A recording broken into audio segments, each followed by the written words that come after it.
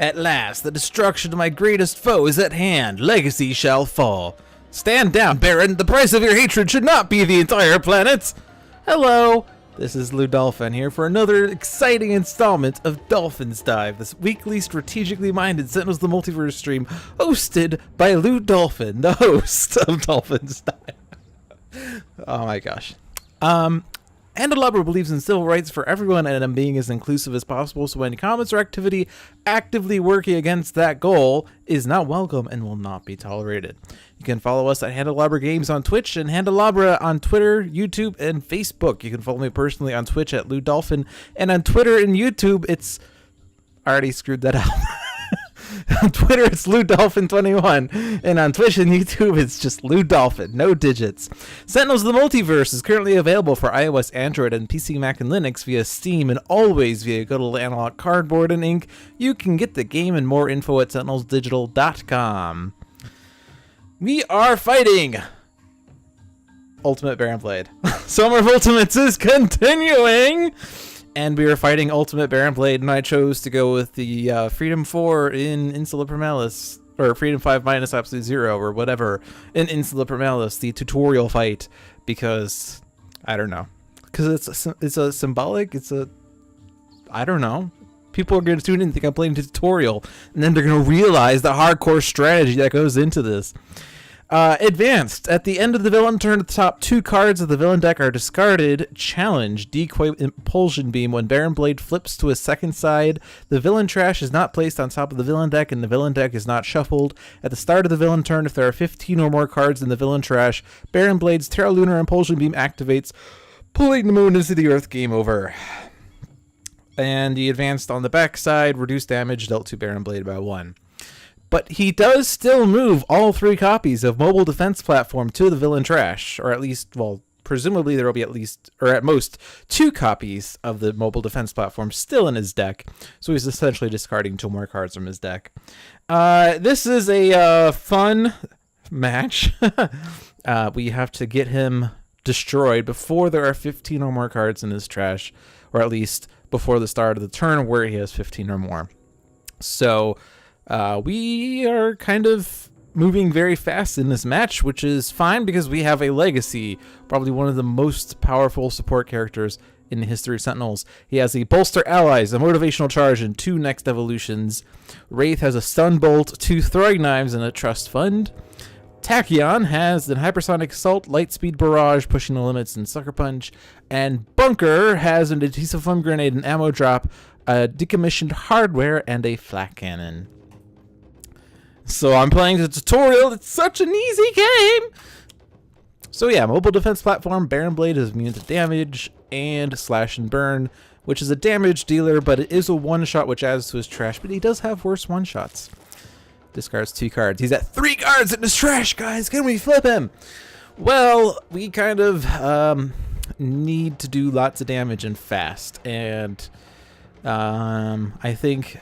Legacy's Galvanize is better than his Motivational Charge, because Motivational Charge will only do 2 damage, whereas Galvanize will increase several instances of damage by 1, and we do have several instances of damage, so I'm just going to bolster Allies, I think, to get us going, get an Inspiring Presence, which will help with the damage race.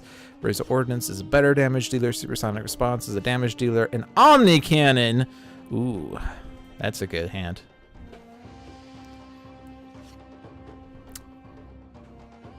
So, some people hold off on playing the Inspiring Presence until there's some HP to regain. I say folly! Increased damage dealt by hero targets by 1 is a great effect. You don't need the HP recovery.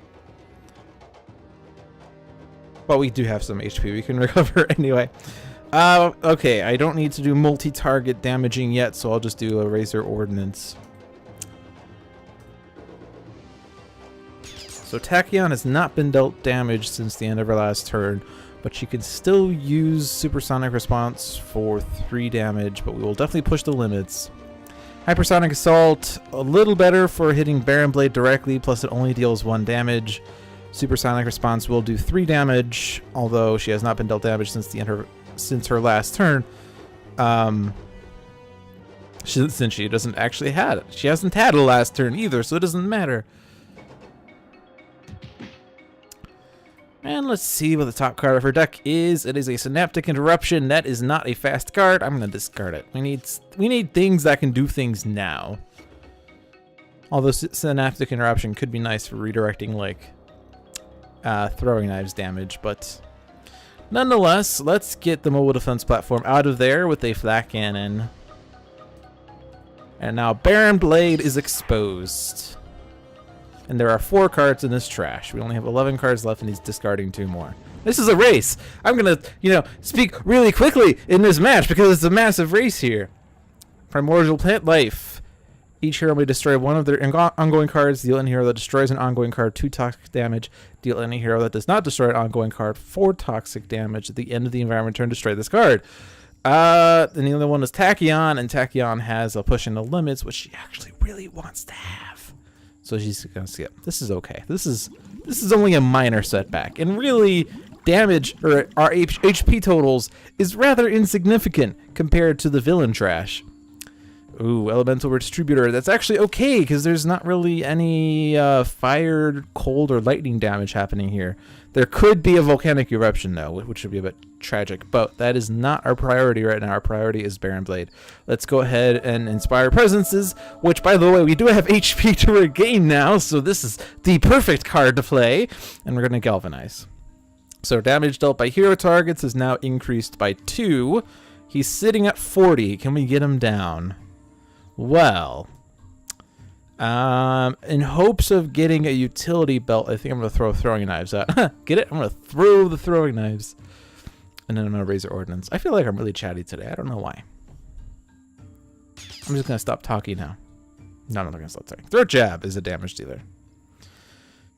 Alright, this is going to be 4 damage, but it's 4 damage well spent, because then I get 2 card plays, and I can Hypersonic Assault. I guess that is fine. That will stop him from dealing damage. And it will hit the Elemental Distributor. And then I guess I'll get a Synaptic Interruption out, because it's better than Sucker Punch, probably. We have a HUD Goggles. I want that HUD Goggles. I need more card plays! I mean, I need more cards, but I need more card plays! HUD Goggles and Blinding Speed. I think Bunker is now going to get his Omni Cannon charging, because we have to get moving. We have to get to the Viewer's Choice game as fast as we can. That's what it feels like. But nothing beats that 1 week of Ultimate Cosmotron. Velociraptor pack is fine. They have a target to munch on. Living Force Field is reducing damage dealt to Baron Blade, which is a little upsetting.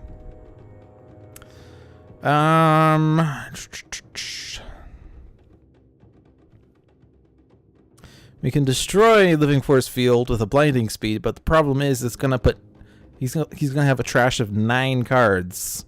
It's really building up. We haven't really managed to get too much forward momentum, but we do have 2 damage boosts with Galvanize, so that makes Living Force Field a little less bad. Superhuman Durability. I don't feel like that's a card I want to use, per se. Like, it's not likely he's going to be dealt 5 or more damage. Next evolution, do we need damage prevention? I don't think so. I'm going to get out the Motivational Charge. I think Galvanize is still better, though. Like, Motivational Charge will do 3 damage to Baron Blade. Can we beat that with hero damage? We have Throat Jab, Razor Ordnance, Flak Cannon, and... well, maybe not damage here, but I'm still going to Galvanize. I can't not Galvanize.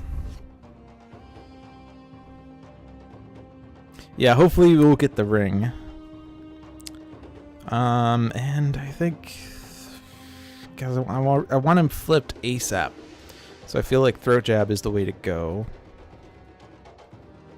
And then I could use Throwing Knives here, because Tachyon does have the Synaptic Interruption. Throwing Knives, however, that's gonna do 2 and 2 damage to Baron Blade, whereas Razor Ordnance would do 4, which is the same amount of damage. We'll get a burst in Tachyon's trash. She doesn't have enough bursts in her in play though. But we can probably, yeah, we'll just save it for when we've got rid of the -1. Still no utility belt. I definitely need to use this self-damage. I could redirect this self-damage, but no. We need more plays, more cards. I think we do need to get rid of the force field. There's no Christopher this time! Oh no! And Sucker Punch, because burst in the trash. And there's a Lightspeed Barrage. I'm keeping that.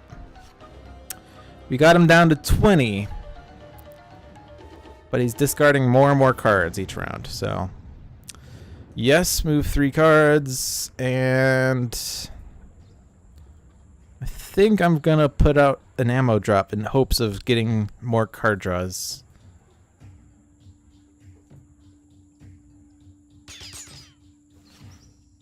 This could be a close match. Another Velociraptor pack. They're making short work of the Elemental Distributor, which is a little tragic because that's now adding a card to the trash. But another force field. Baron Blade.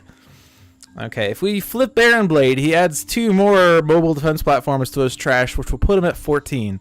So we either flip him this round, or we flip him next round and then beat him like within that turn.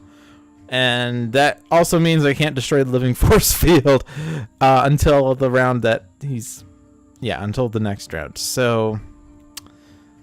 Yeah.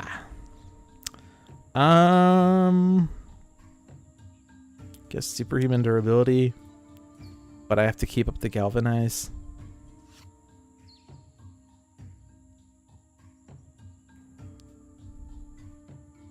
We can use the Raptors to help, indeed. They are currently both targeting Baron Blade. They're doing a total of 6 damage to him, which is good news. Good news indeed. Let's get smoke bombs out there. I can't do any more damage than this.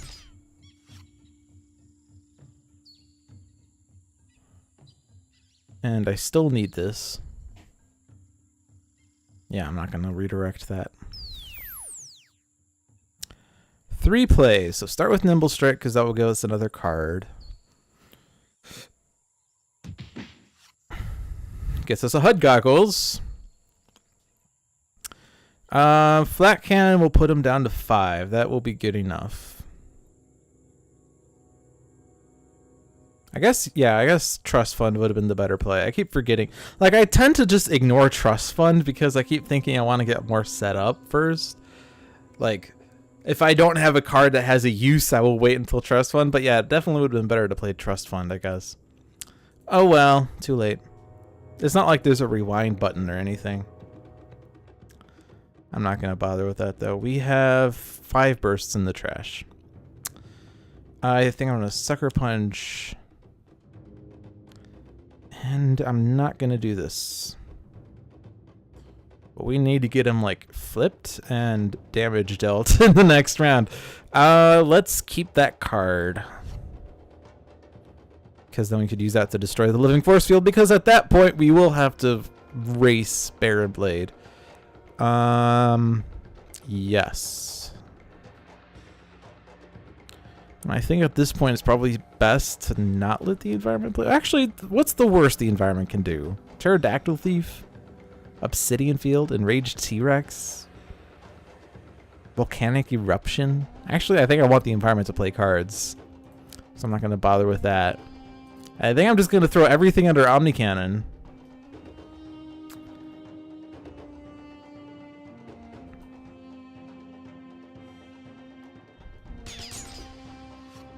Let's hope for an Obsidian Field. I think that would be the most useful, because damage boosts are always great. Hey, Obsidian Field. Nice. Alright, he's flipping. He's moved 2 copies of Mobile Defense Platform into his trash. And he's playing Powered Remote Turret. I guess it's not actually the end of the world, because he's not discarding any more cards from his trash. So, like, this game still has Hey, synaptic interruption. Perfect. Ah. This game still has at least one more round because powered remote turret is not currently in the trash. Hey, consulting the designer. We are partway through Blade. It's Ultimate Baron Blade, so the Impulsion Beam is still active. If I destroy any one of those cards, or worse, if the Velociraptor pack destroys one of those cards, it's bad. Danger Sense. And boosts.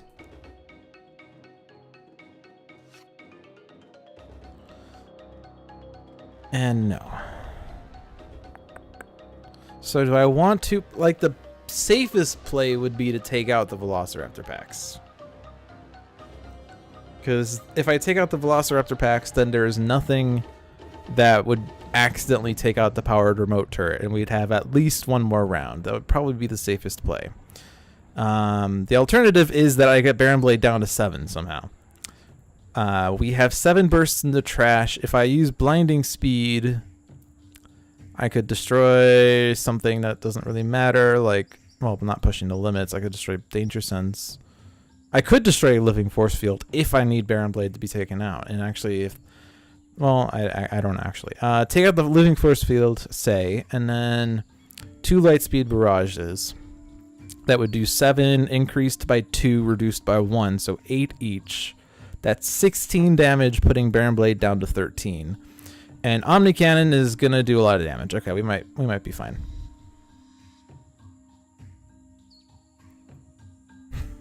What's so bad about pulling the moon into the earth? Isn't there a game about that? Something like Shmajora's Mask? Shmajora's Mask? Yeah, I think we got this. We have a lot of damage boosters.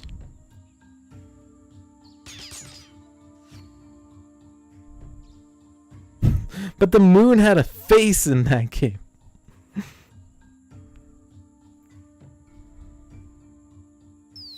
This probably would have been the better thing to use Synaptic Interruption on, but it's too late.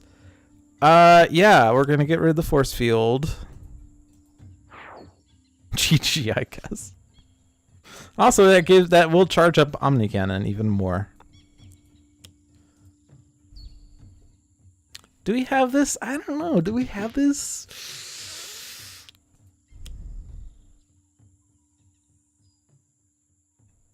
Also, I forgot about the +1 from Obsidian Field when I was doing the math. I don't want Research Grant. I mean, actually, with base Tachyon, Research Grant is great because her base power is pretty lackluster. It does get cards in the trash, but yeah. I have no cards.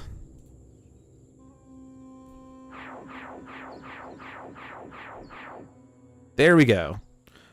And there goes Ultimate Baron Blade. I guess it would have been fun for him to be like the last one to be taken out, but I just kind of looked at this list and I was like, hey, this could be a tutorial match. Alright, Ultimate Baron Blade has been bested. That takes us down to 7 villains that we still have to defeat. So... there. And then the question that everyone's been waiting for. All 22 minutes of them.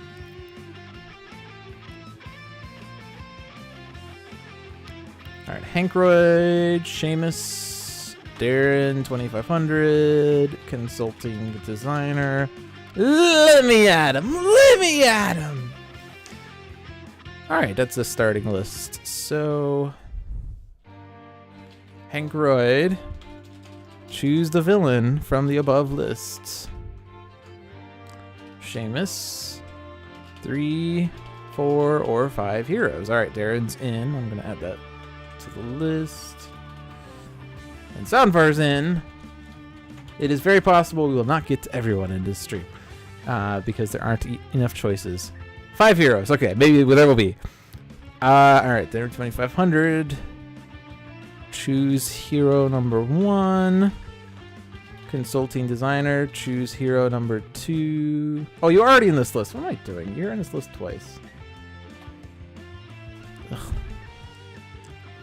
Anyway, consulting designer was 2, and then let me at him. Choose hero number 3.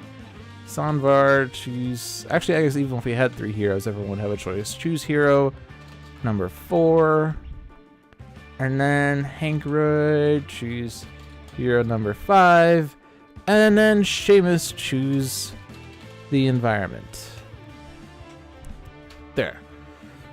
So what have we said so far? Villain is La Capitan.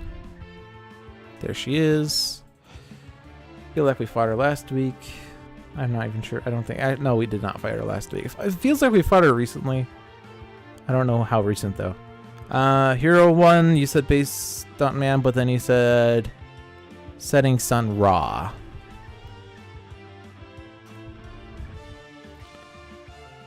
Lemmy Adams says GI Bunker. Hankroyd says Extreme Fanatic, which is Fanatic and not Extreme. He's looking for Extreme.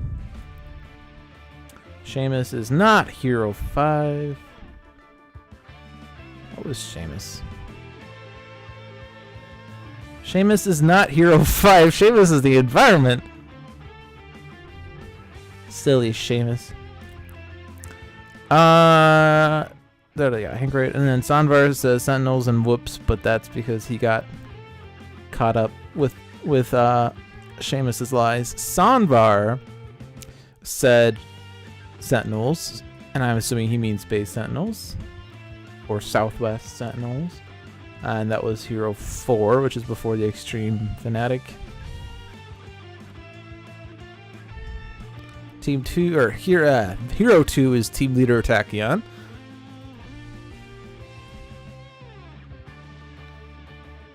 And now we're just waiting on the environment.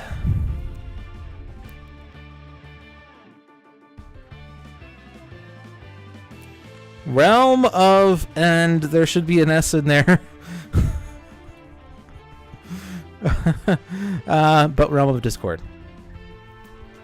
So, Ultimate La Capitan versus Setting Sun Ra, Team Leader Tachyon, GI Bunker, Sentinels, and Extreme Primord's Fanatic in the Realm of Discord.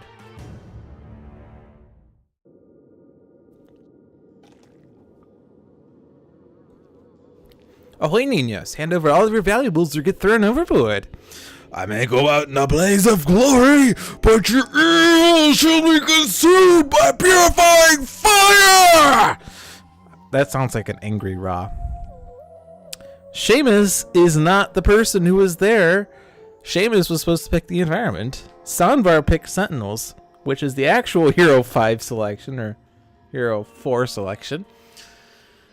Alright, Setting Sun Ra has Fire Blast, Living Conflagration, Summon Staff, Wrathful Gaze. Several ongoings that would be destroyed by his base power. And a Summon Staff, which is great. Team Leader Tachyon has a Blinding Speed, 2 Light Speed Barrages, and a Sonic Vortex. GI Bunker has Decommissioned Hardware, Flat Cannon, Heavy Plating, and Turret Mode. Sentinels have Blackout, Dark Delusions, Good Hero, Bad Hero, and Hippocratic Oath. Extreme Primord's Fanatic has Final Dive, Prayer of Desperation, Sanctifying Strike, and Undaunted. So let's see what happens. La Capitan's advanced rule on her front side at the start of the villain turn, destroy a hero, ongoing, or equipment card. On her flip side, the first time La Capitan will be dealt damage each round, redirect that damage to the non-villain target with the highest HP. And this would trigger after the... This was triggered once she's removed all cards from underneath her, and it's only the first time each round, so it's really a pretty light advanced rule on that side. The challenge rule, Timeless Crew. At the start of the game, cards are revealed from the top of the villain deck until 5 crew cards are revealed and put into play. Other revealed cards are shuffled back into the villain deck. Whenever La Capitan flips, the crew card with the highest HP in the villain trash is moved into play. So she starts with actual setup beyond getting the ship into play. And she gets 5 crews, which might include Mabel. And she could also play Is it all together now? No, it's not. That's not the card. Motley Crew comes from the trash. The one I'm thinking of is Raiding Party? Raiding Party. And I feel like every time I play her on Challenge, she always opens with Raiding Party, except for the last time that I played her, which was some number of moons ago. Everyone should have picked Hero 5. So next week's viewer's choice. Sodbar, choose hero number 5. Hankroyd, choose hero number 5. GTG Christopher, choose hero number 5. Alright. But yeah, let's see what we get. We have La Parda Magnifica, which gives her an extra card play. Battle Forged, which steals the hero with the lowest, or non-villain target with the lowest. The piece deals damage based on the number of cards in play. Chip is a fine one. True Shot is hard to get rid of. Siegebreaker, okay, I think those are probably the 5 best crew to start with, maybe. All things considered. 0 damage across the board, so we'll just throw this somewhere. 2 damage to someone, let's say Fanatic, because Fanatic. Captain's Orders, so damage to the lowest HP hero.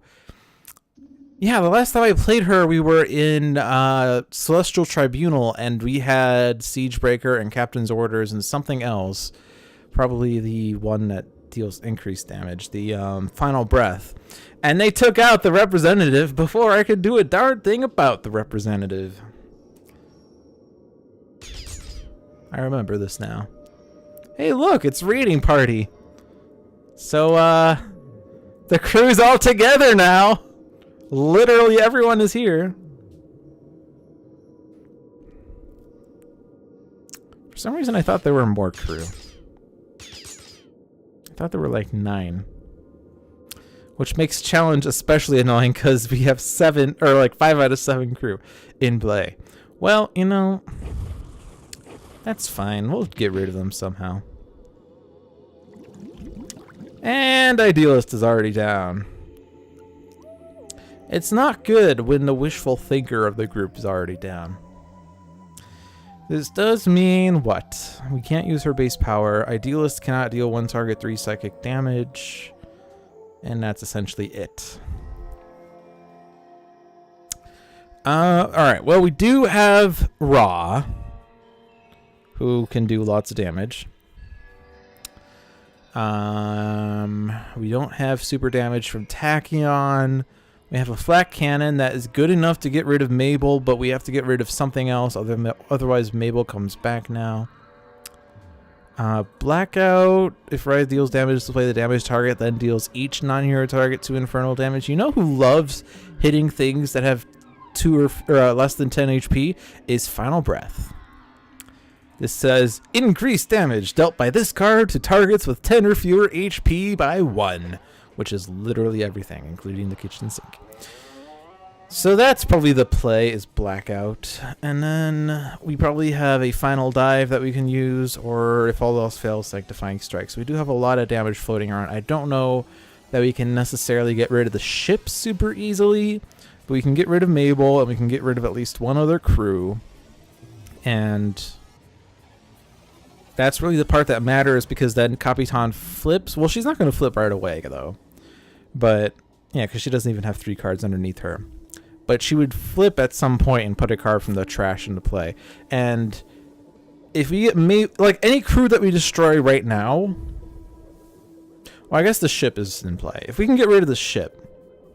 Actually, I guess it's fine, because the trash would shuffle into the deck in either case. But, and actually, really, like, the start of villain turn effect doesn't matter at all. Because either we shuffle the villain trash into the villain deck right now, or she plays a card which prompts the shuffle. But any crew we get rid of now would then get shuffled into the deck and would be out of commission until we get another raiding party. Or whatever it was. I keep thinking something else. Yeah, it is raiding party. Alright, I know what I'm thinking of. I know words. Well, summon staff for surezies. And that gets us imbued fire. I could use imbued fire, but then I would destroy it through my power, which is less useful. I could fire blast for 5 damage on something. However, this would make me do only 2 damage to everything. which would put Mabel down to 4. Which means I would have to hit it with some other source of damage. So I think, I mean, I could do 5 to the ship, and then the 2 for my base power, and then Final Breath does 3 to it, and then GI Bunker would do 3 to it, so it'd be down to 2, and then I could like Final Dive it into something and then take out Mabel. There's like many ways we can get rid of Mabel, I guess. And that would also get rid of the ship, and the ship would be in the deck, which is the best place for it to be. Yeah. We're gonna do that.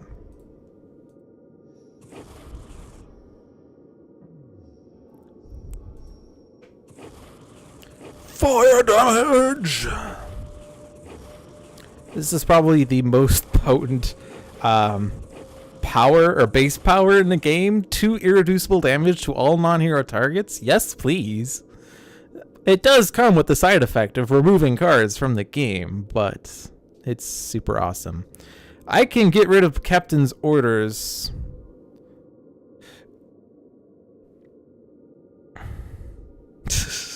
Altogether now and Powered Shockwave are so similar that the quote for Shockwave is altogether now. Oh man. Powered Shockwave is the Unity card, right? Because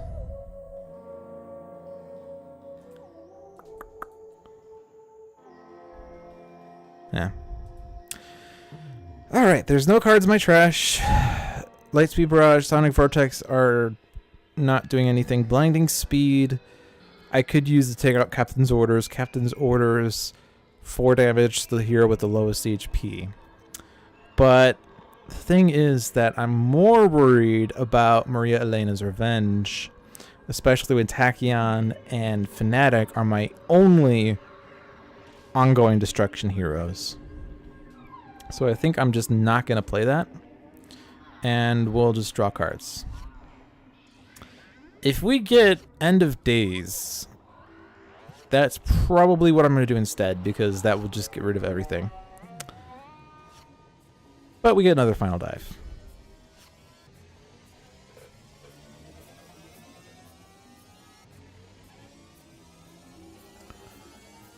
So I think, yeah, we need to use the flak cannon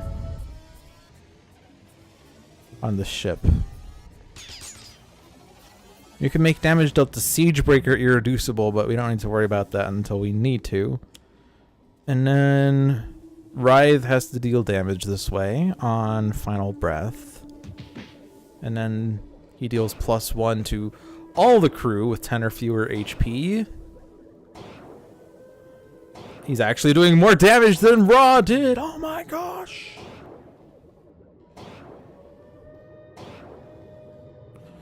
So, reduce damage dealt to the Sentinels by 1. 1 hero target regains 3 HP. Reveal the bottom card of a deck, discard it, or put it on the top of that deck. I don't know we need that manipulation right now. Considering Captain's Orders is in play and Final Breath is probably going to be in play, I should just reduce damage dealt to the Sentinels.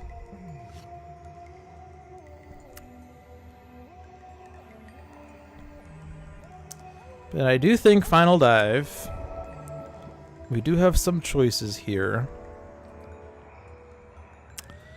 I think Final Breath will target Sentinels, so let's destroy Final Breath and throw Final Breath into the ship. And then I can use base power on Mabel. And now she's gotten rid of all of her card plays, except for her base 1. So we are more in control of the board than we were.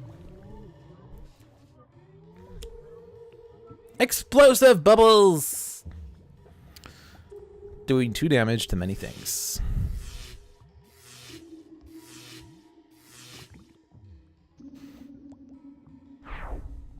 Oh no, that cannon was destroyed. And then there are no hero ongoing equipment cards in play, so you're still not doing anything. The funny thing about Advanced Capitan is that she makes the Peace weaker. That's like not really a good or bad thing, just a thing. Oh good, Maria Elena's Revenge. I'm glad that I worried about that card because it's a comeback. Uh-oh, here's another card play. Captain's Orders number 2. Couldn't have done anything about that though. Explosive Bubbles literally came out a second ago. And both of the Captain's Orders just go off. Well, oh boy, you know, Drawn to the Flame is amazing right now, except I would destroy Lapiste and Chip, and Maria's Elena's Revenge would then do 8 psychic damage. So I don't think that's what I'm going to do. I don't think I'm going to use my base power either, because that's going to take out Lapiste.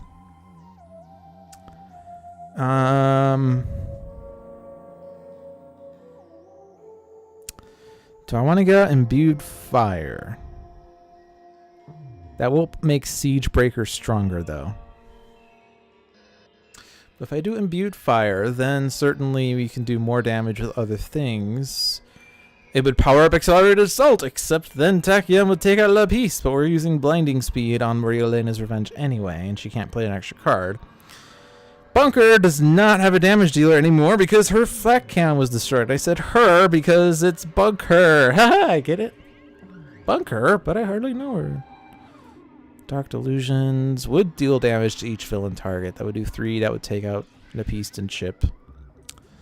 And Fanatic can deal damage. Actually, well, no, Siegebreaker would not be reduced enough. We could try to Final Dive again, except there won't be a way to use it. So, is that a yay or nay for Imbued Fire? The alternative is that I live in Conflagration.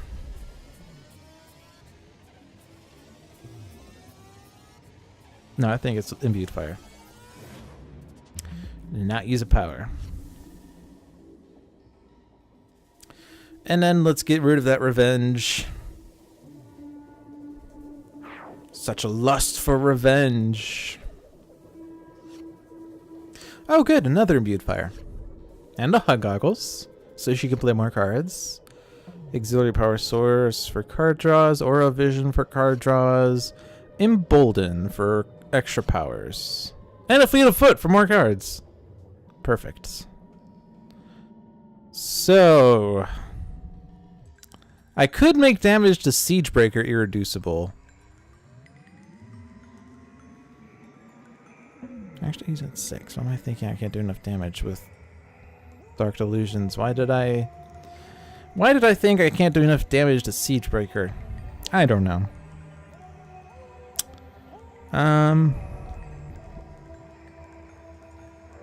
Siegebreaker is the only one with damage reduction, but we're taking him out. In fact, it'd be better to Final Dive Siegebreaker if possible. So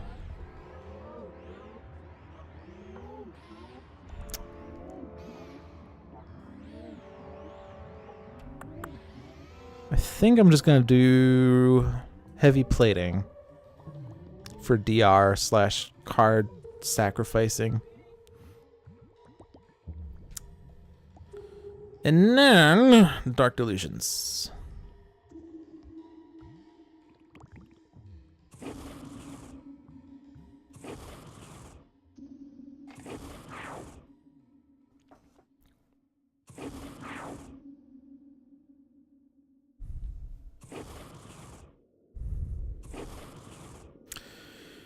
And we gotta keep this DR train going.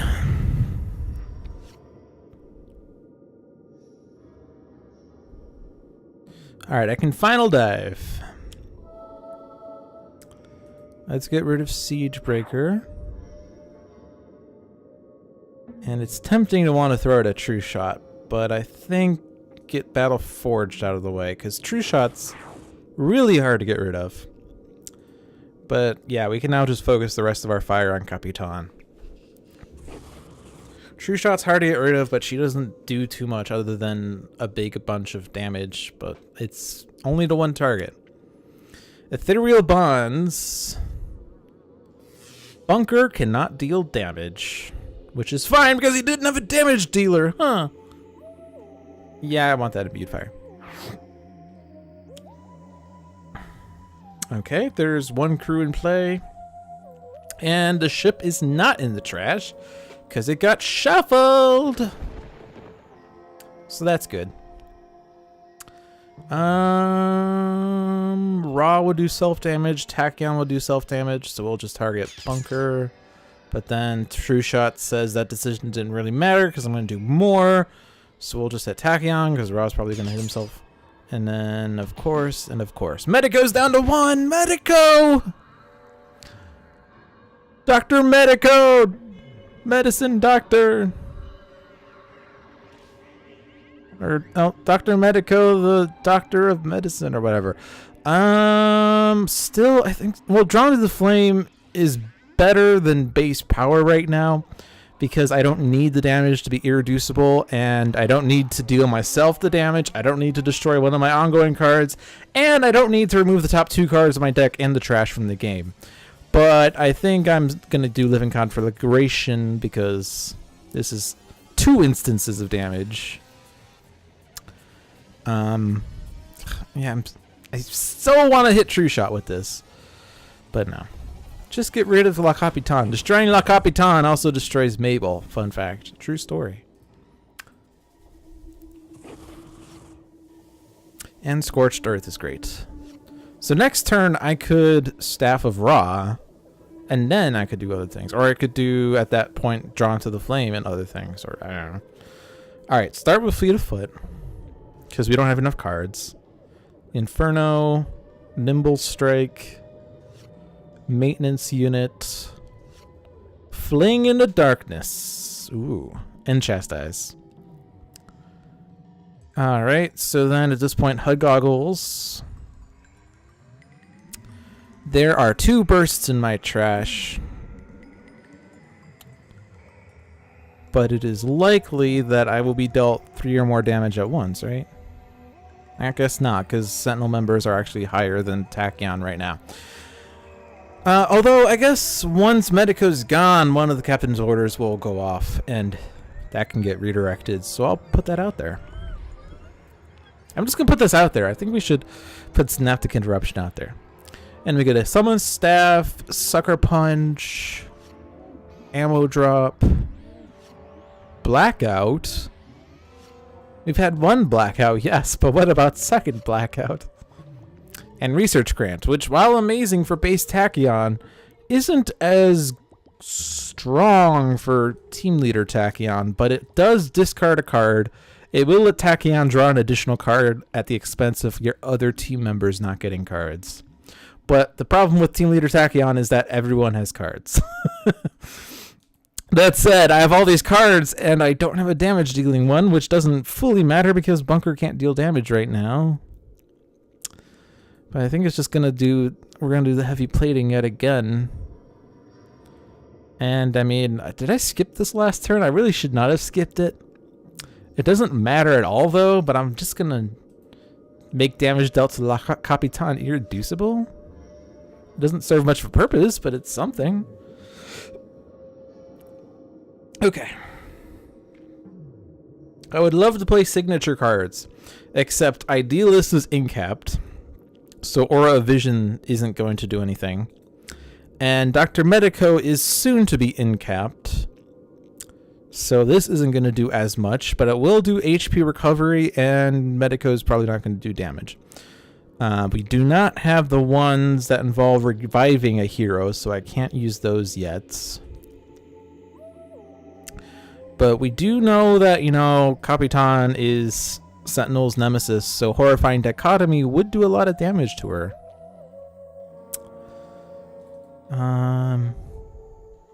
You could try to keep Medico alive, but the dual Captain's orders, he'll be incapped anyway.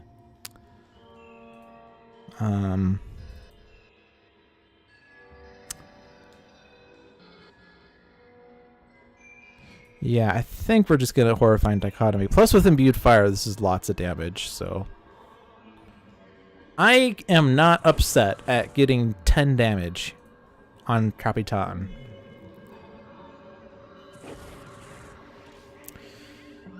I could try to heal Medico, but... we'll just reduce damage. Oh, good. Restorative Burst. That's a card I would have liked to have before Medico goes away. Oh, well. Is damage dealt by Fanatic being redirected to the Capitan? Yes. And it could, if I use my base power again, that will refresh that effect. Embolden is not going to be as effective as it would normally be. I could still use it. I can use Chastise. And I could stop Ethereal Bonds from dealing damage. So this card would not deal the hero with the highest 2 energy damage. The target will not be dealt damage this way, so they will not be able to not deal damage. So that's good. And then the redirection will still trigger it. Fanatic would then do 4 damage, 3 damage to Capitan. I think that's an exciting use for Chastise. I've actually gotten some nice use out of Chastise. Like, I've used Chastise as a buffer for whatchamacallit, Zealous Offense.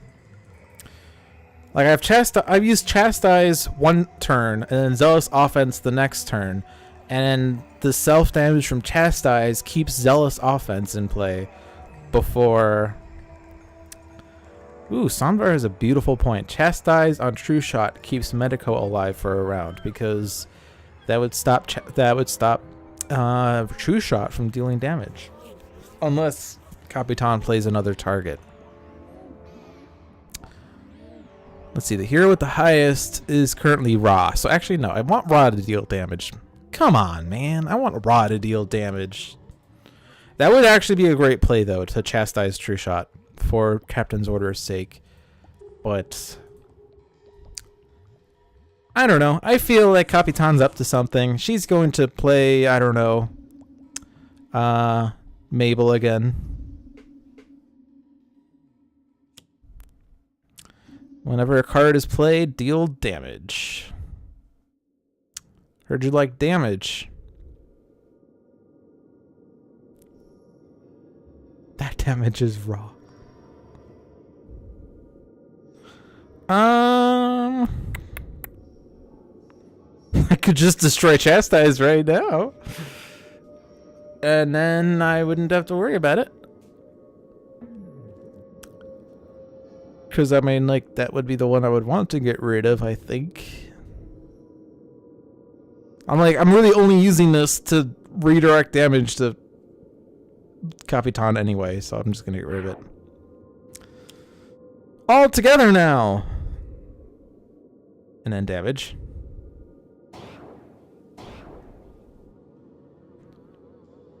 Two of which is reduced to 0. La Parda Magnifica still not in the trash. So I should have chastised True Shot.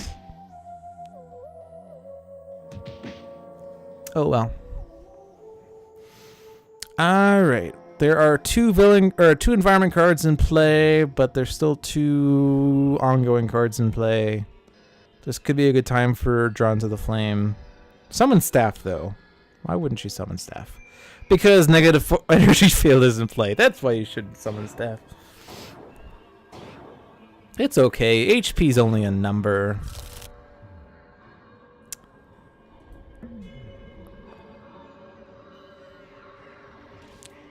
Yeah. I mean, this is doing damage to Capitan at least. And Mainstay's high again. Like, Bunker doesn't take it. Mainstay doesn't take it. Fanatic wants to take it. Because we did actually get Wrathful Retribution.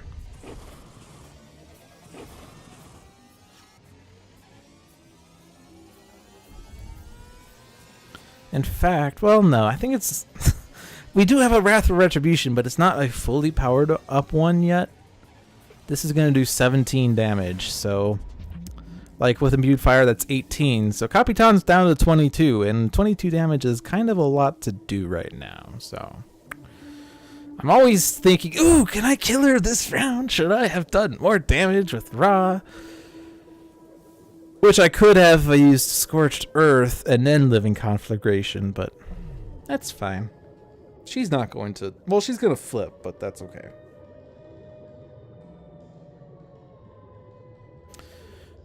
The question is place. Nimble Strike gets me a card.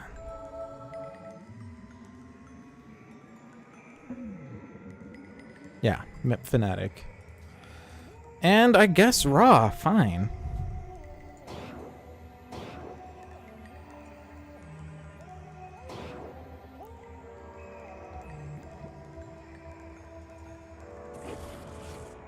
Hypersonic Assault, okay. This is acceptable.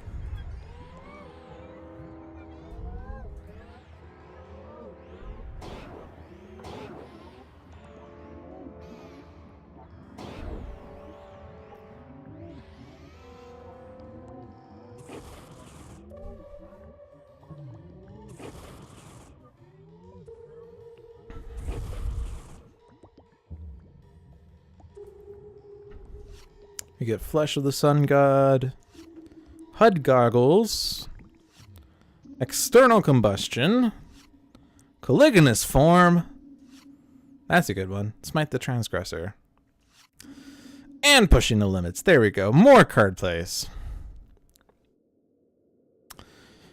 Oh, you don't have a damage to it. You had a flat cannon forever ago and Capitan stole it. Why did Migrant P design this one shot? It is awful. All of Bunker's cards were on the bottom of his deck. Why would you design such an abomination? You don't even get a recharge mode to draw for these cards. This never happens in real life. You stack the decks intentionally. I love making fun of people who complain about one shots. It's just so easy. I could externally combust, because that would do 4 damage to everything. It would take out Ethereal Bonds.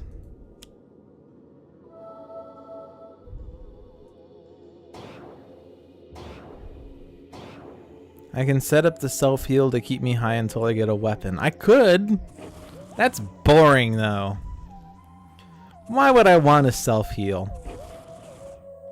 Also, remember when I said I'm not sure if we could do enough damage to block Capitan? It's becoming a little more likely that we might be able to. Maybe. Maybe not. We'll see.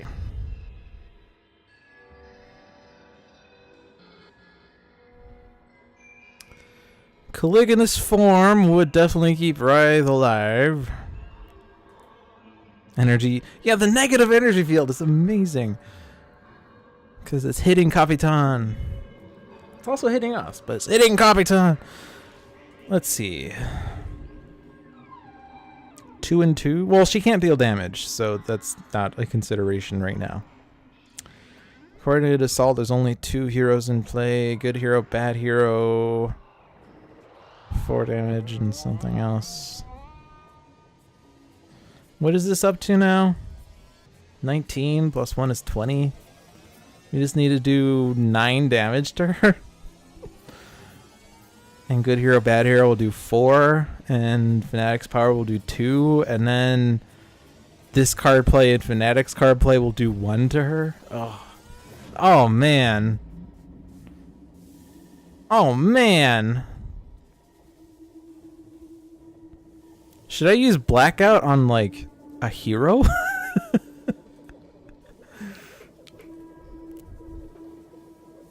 Actually, I could hit this on Fanatic, yes. We'll hit Fanatic with this.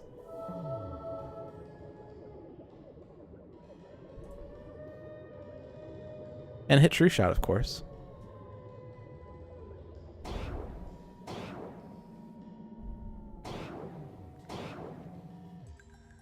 Wraith deals damage to Fanatic, which will also increase Wrathful Retribution's damage.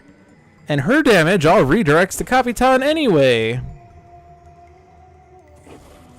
Take that.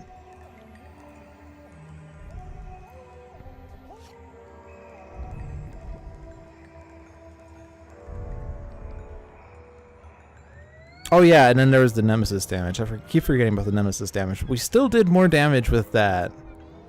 And Wrathful Retribution is going to do it. Hit True Shot. Hit Raw.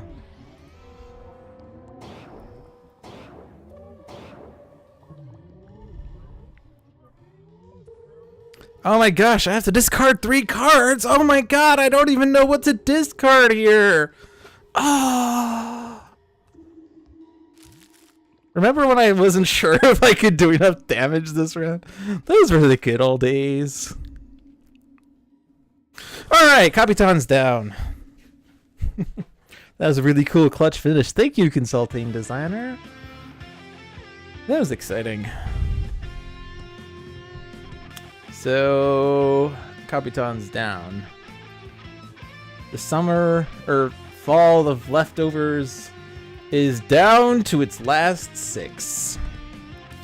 And it's not even been an hour yet. Jeez, I'm flying through these games. Well, I'm going to hit random, and we get Citizen Dawn, which we've defeated. So I'm going to remove Citizen Dawn. We're going to keep these heroes. We get Plague Rat. Plague Rat has not been defeated. Last time we fought him, we had a team of 3 heroes, and it was bad. So of course we're going to fight him yet again with a team of 3 heroes. Ultimate Plague Rat versus Visionary Unleashed, Guise, Freedom 5 Wraith, and Insula Primalis. Lemmy Adams says, well, see ya. There goes the streak.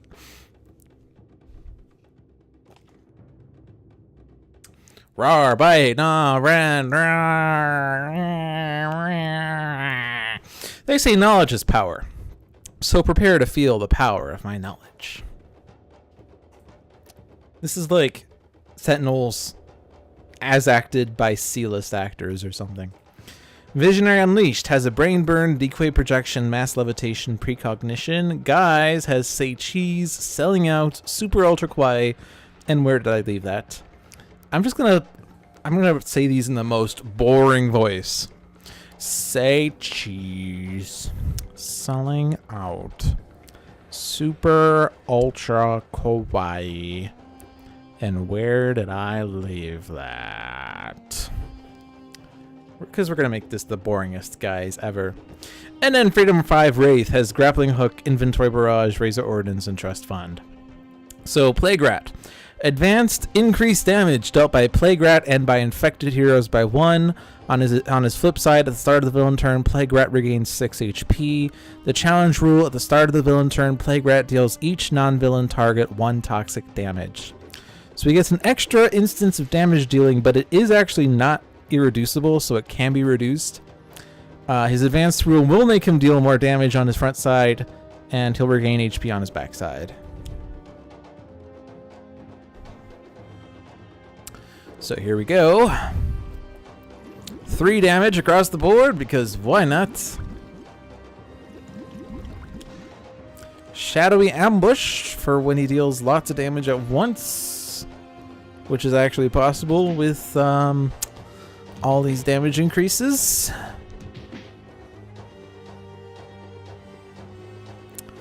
So now what?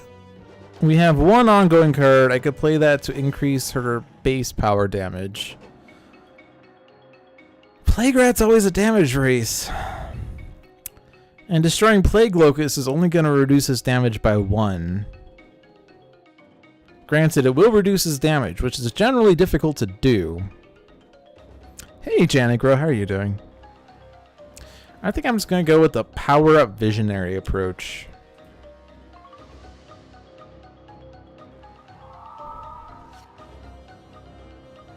Get a suggestion. And then it's Guise. Guise could say cheese, but there isn't a target with 5 or fewer hit points to be able to hit.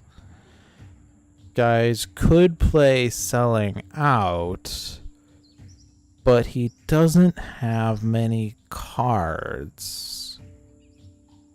He could play Super Ultra Kawaii, but he doesn't have many cards. He could play Where Did I Leave That?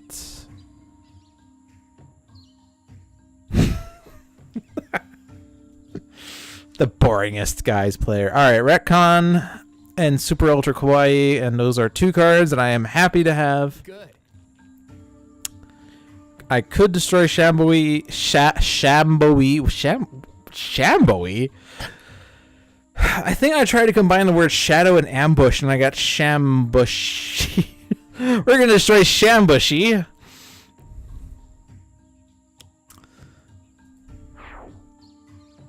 And I still don't really have enough cards to be comfortable with. We're going to Shambowi. Alright. Blatant reference. I could have grappling hooked the thing, I guess. But no, we're gonna raise our ordnance because damage race. Hey, rubber rats! Welcome to a match with rats.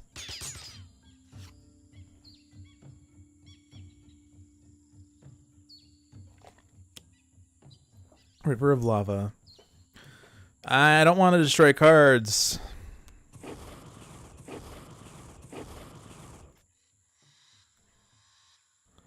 And then here's damage.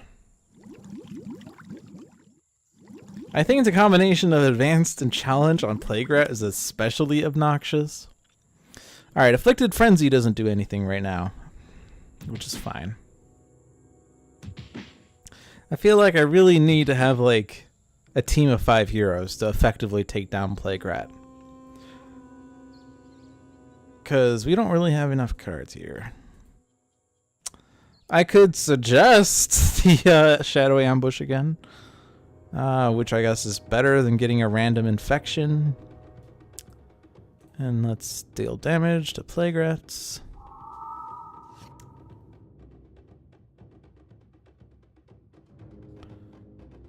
But we are hurting right now. We are hurting. I could high-five Visionary to copy Mass Levitation. I could high-five Wraith for no purpose. Super Ultra Kawaii, but I don't really have many cards. Blatant Reference, but I don't have the other card I would love to go along with that. The Guise, the Barbarian. I could say Cheese, but I don't have an extra card to play. So, skip. Damage deal. Draw card. I could do that too. And I can do that too. Yeah, I kind of need to get an inventory barrage. So I'm going to trust fund. Or not inventory barrage, sorry. I need a throat jab. Like, now. There's a throat jab.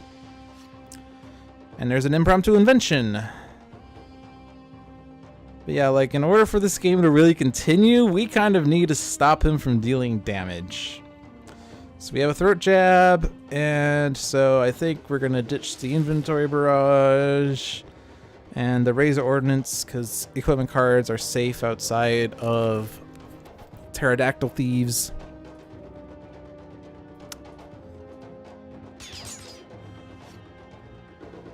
If I was infected, you would suggest Blatant Reference. That actually would be great, because it would do 3 damage across the board, but I'm not infected. And I know that he's not going to infect me next round. Ooh, Obsidian Field. Are we going to survive this round? Yeah, we will. Because he's only doing 8 damage to L non-hero targets.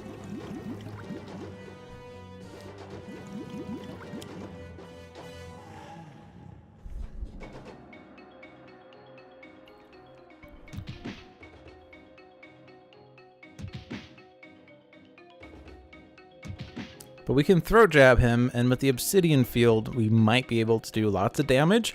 We might also not do lots of damage. But I guess in preparation of him lasting another round, decoy projection, and then just hit him.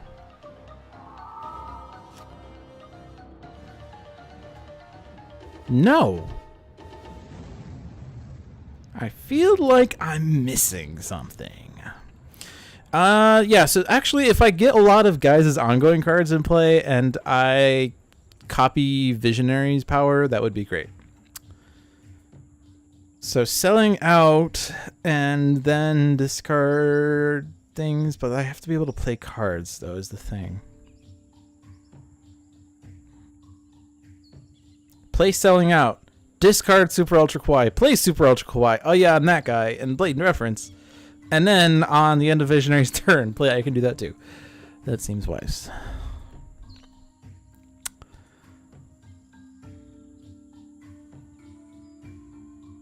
I don't know. I feel like I just need more cards.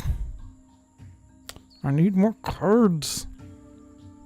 Someone's gonna point out, hey, you're playing Guise. Don't you want to like do that thing where Guise and Wraith like cycle through each other's decks? Yeah, we can. We can do that.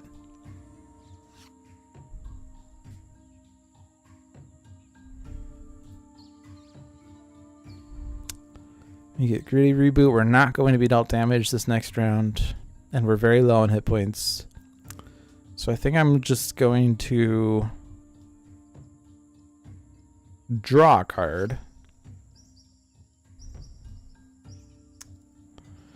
And really, well, Total Beefcake's great. I could also help Visionary get, like, Twist the Ether.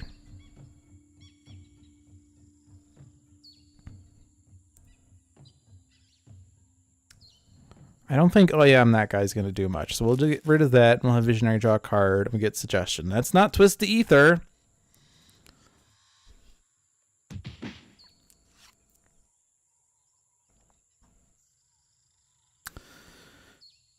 And why am I discarding? Oh, right. Wait. Oh, yeah, because I just drew a card. Duh. I only need one Kawaii. But maybe I want to discard a Kawaii to play a Kawaii. Fine.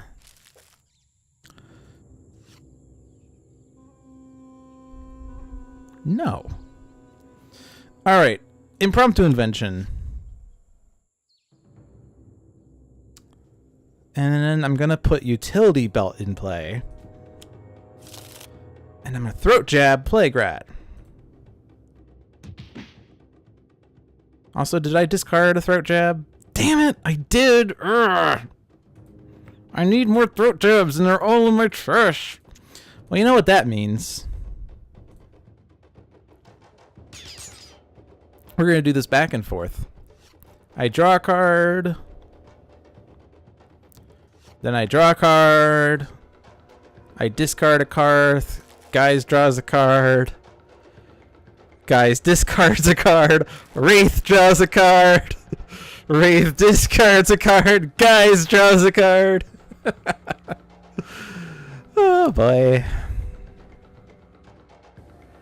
Yeah, I think we're just gonna like we're just gonna do this until I get to the other Throat Jab. Because we do have another I can do that too, so we can do this next round as well. Actually, we don't even need to use the power because this lasts until the end of his next turn. Yeah, so we could actually keep Plague Rat Throat Jab for the foreseeable future. As long as he does not play an Infection, we'll be fine. Or the environment is another consideration as well. Indeed. Impromptu Invention. Actually, we can just get a handful of Impromptu Inventions and Throat Jabs so we can set up Wraith while keeping Plague Rat Throat Jabbed. This is such a stupid plan. I'm excited to be a part of it. I actually want to keep the one-shots that involve card plays. Because then I could, like, sell out someday. I'll get rid of that. Now, hopefully I don't accidentally discard something I wanted to keep. Otherwise, all this plan goes to shit. Keep the Blatant Reference. Keep the one-shot plays. I can do that too. Say Cheese. Oh man, all these are good now. But looking out, we can get rid of. Okay, we're basically just trying to empty Wraith's deck because all the Throat Jabs are in her trash. Is the problem? Oops, I bumped my mic.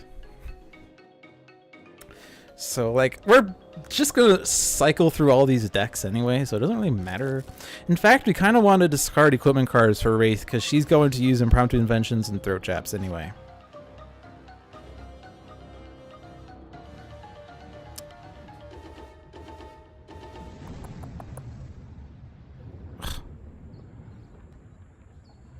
I don't think Super Ultra Kwai is going to be that useful. I mean, I guess it's useful when you have cards, but... Yeah, let's ditch equipments for Wraith. I want to keep retcons, because that also provides a card play. Guys, take these supplies. No, Wraith, take those. No, guys, take those instead. No, Wraith, take those. Oh, man. I've read about this combination in the past. I'm so glad to be able to use it for a good purpose other than just... I said a bad word before and I shouldn't have. But I'm so glad to do it for reasons that aren't total BS.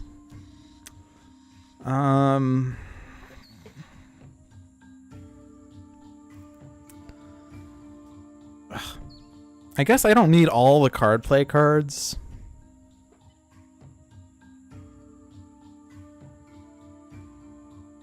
I guess I'll just keep one gimmicky character. And then ditch utility belt. Guise draws a card. I'm not going to use Let Me See That. Oh, I ditched Recon. Oh well, I'm not rewinding. I double clicked the card and it didn't do what I thought it would do. Oh well, I can do that too. Perfect.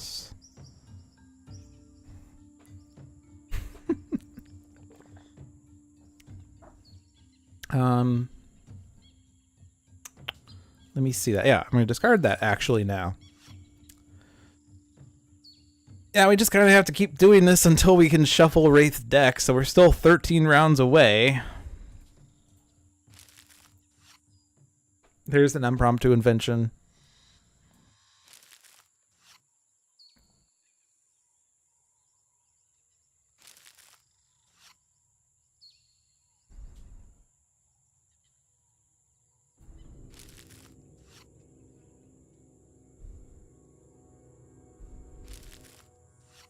So welcome to Dolphin's Dive, where we spend the entire game going back and forth between two heroes.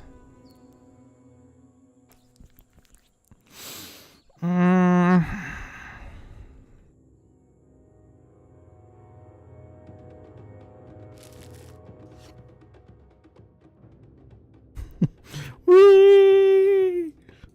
Oh man, Seize Yourself would be great, but I'm not going to play that ever because I need to stop Playgrat from dealing damage. Where did I leave that? It's so good. Urgh.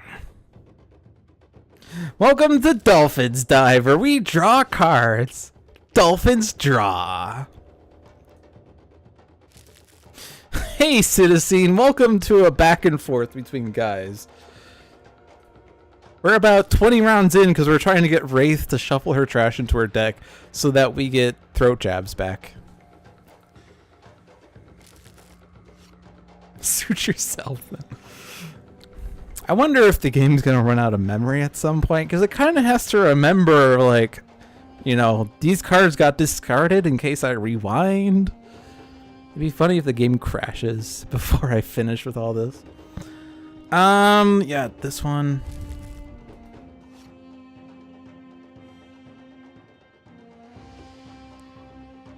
Hey, Chazy. Welcome to Dolphin's Dive, where we discard cards.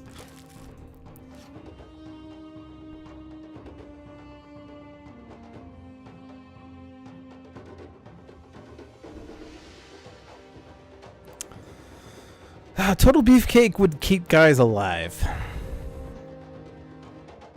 I mean, this all could be for crap because, like, the environment plays another primordial plant life and everyone dies. Which is possible. Which is scary.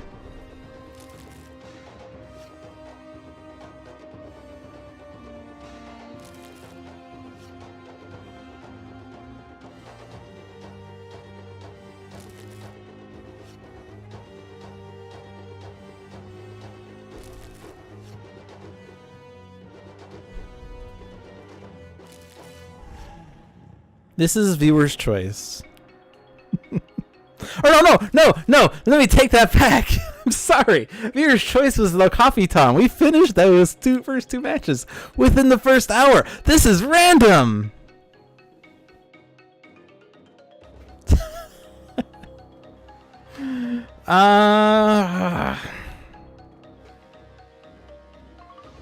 I guess if I need any cards, I could just keep discarding to get those.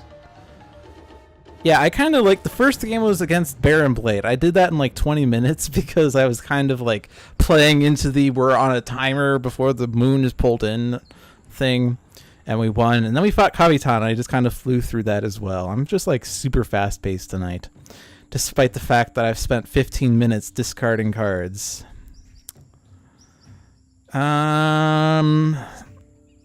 the problem is Wraith discard is easy, but Guise's like I kind of want selling out, and I guess I only need 3 one-shots that play card, or I need 4 cards. I need a one-shot to discard, and I need 3 one-shots that play cards. And those 3 card plays would then be 3 ongoing cards. So I basically just need to figure out, like, if I were to play 3 cards from selling out, what would those 3 cards be? And the answer might shock you. Sorry, I'm just imagining like you know when you watch the news and they like do that thing to like hook you on through the commercial break where they're like, but coming up next, can cats cure cancer? And I know that because that actually shows up in the Sentinels live pre-roll, because the bit where Jeremy says, "Oh, you've been quoted out of context. You're a famous person now." That's because in the chat you can see that I was calling out John saying, "I don't care about the refugees," because he was talking about the abject refugees in Dr. Wrath Capital. And I typed in, John, quote, "I don't care about the refugees.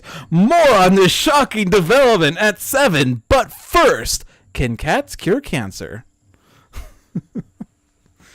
All right, back to the problem at hand. I need 4 one-shots, 1 to discard, 3 to play that involve card plays. I can do that too, though. Is a great card, but I can easily get it back. But I guess look what I found is not a card that... Well, it's not one of the 3 one-shots that play cards. Actually, yeah, I have 3 one-shots that play cards, and I have 1 shot to discard for selling out. So look what I found is not what I want. Well, can they? No.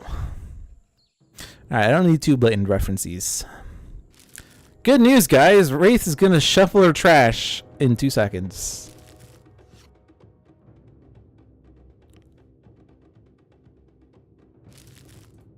Are we going to get throat jab, or are we going to have to go... Oh, throat jab! Yeah!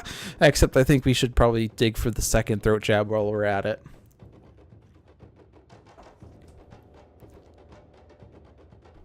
We might as well, you know, because there are 2 copies of it in your deck. Yeah, Trust Fund is not going to be used. I don't need 2 copies of Guise the Barbarian. Utility Belt's already in play.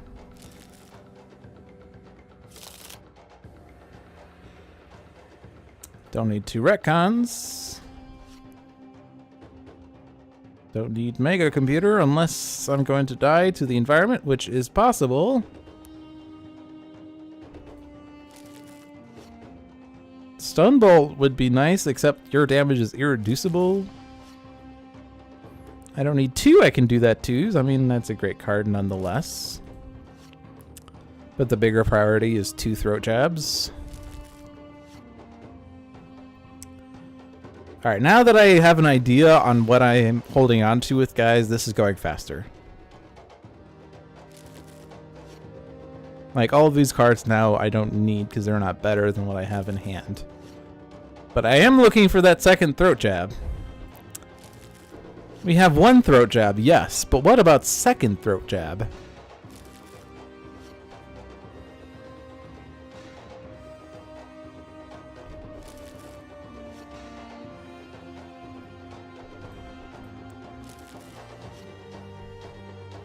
Alright, who wants to bet that is the bottom card of Wraith's deck?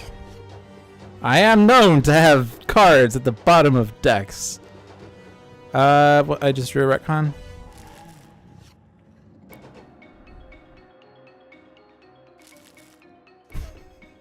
consulting designer will take that bet.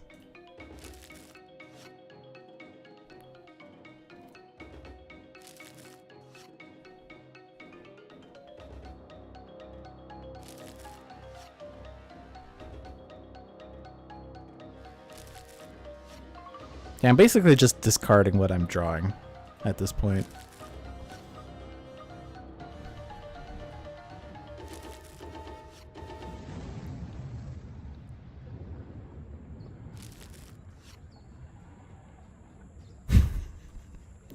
I'm trying to just imagine what Plague-Rat's doing. Like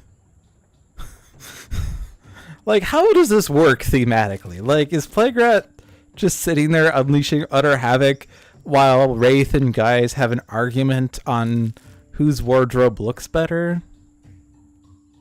Is that what's going on right now?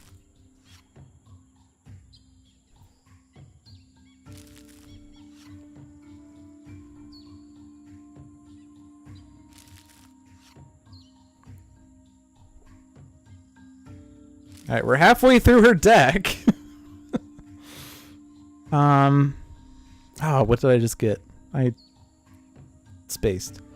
Gritty reboot, that's dumb. Yeah, there's a lot of money going around, but money isn't good in a rabbit fight. Rabbit fight, rat fight.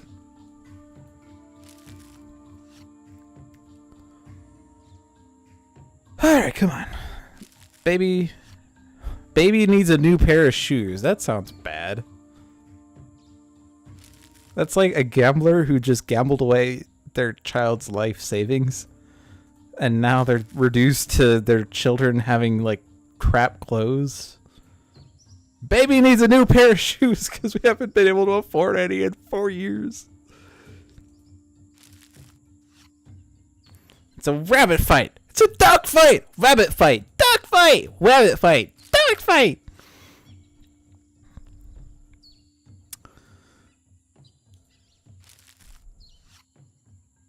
All right, 9 cards left. We're also getting lots of cards I hope to get with Impromptu Invention, which is tragic.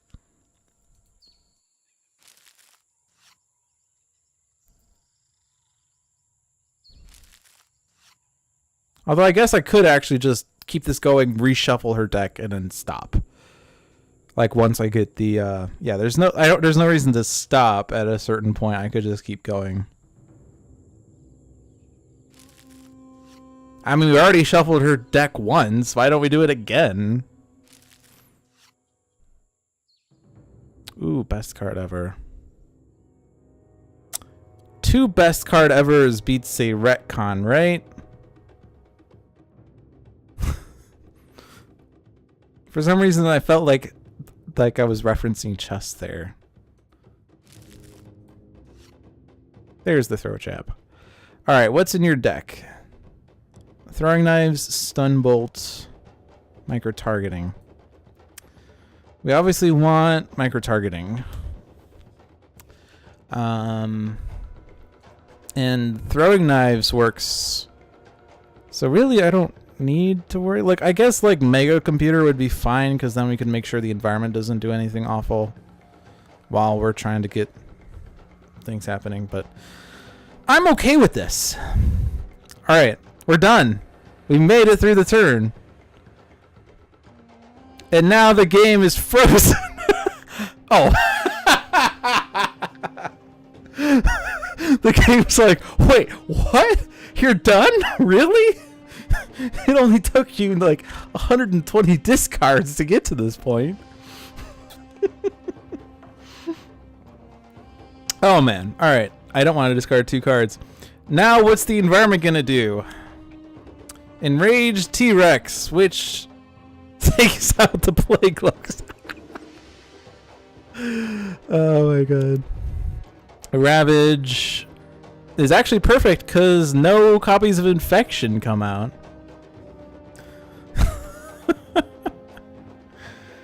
Alright, but seriously though,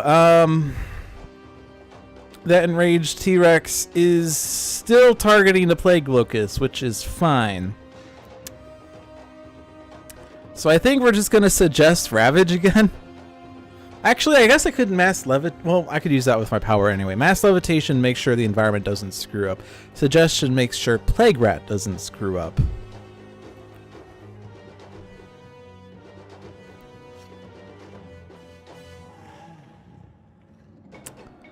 Keep that out. And actually, a visionary with telekinetic cocoon cannot die.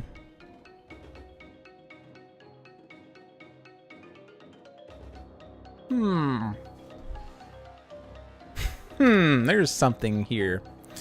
But doesn't Plague Rat become immune to environment damage, or is it just toxic damage? Or no, there isn't. Whenever Plague Rat will be dealt damage by an environment card, redirect that damage to an infected hero. If there are no infected heroes, prevent that damage instead. So if Guise and or Wraith get incapped, is there a way we can deal with that?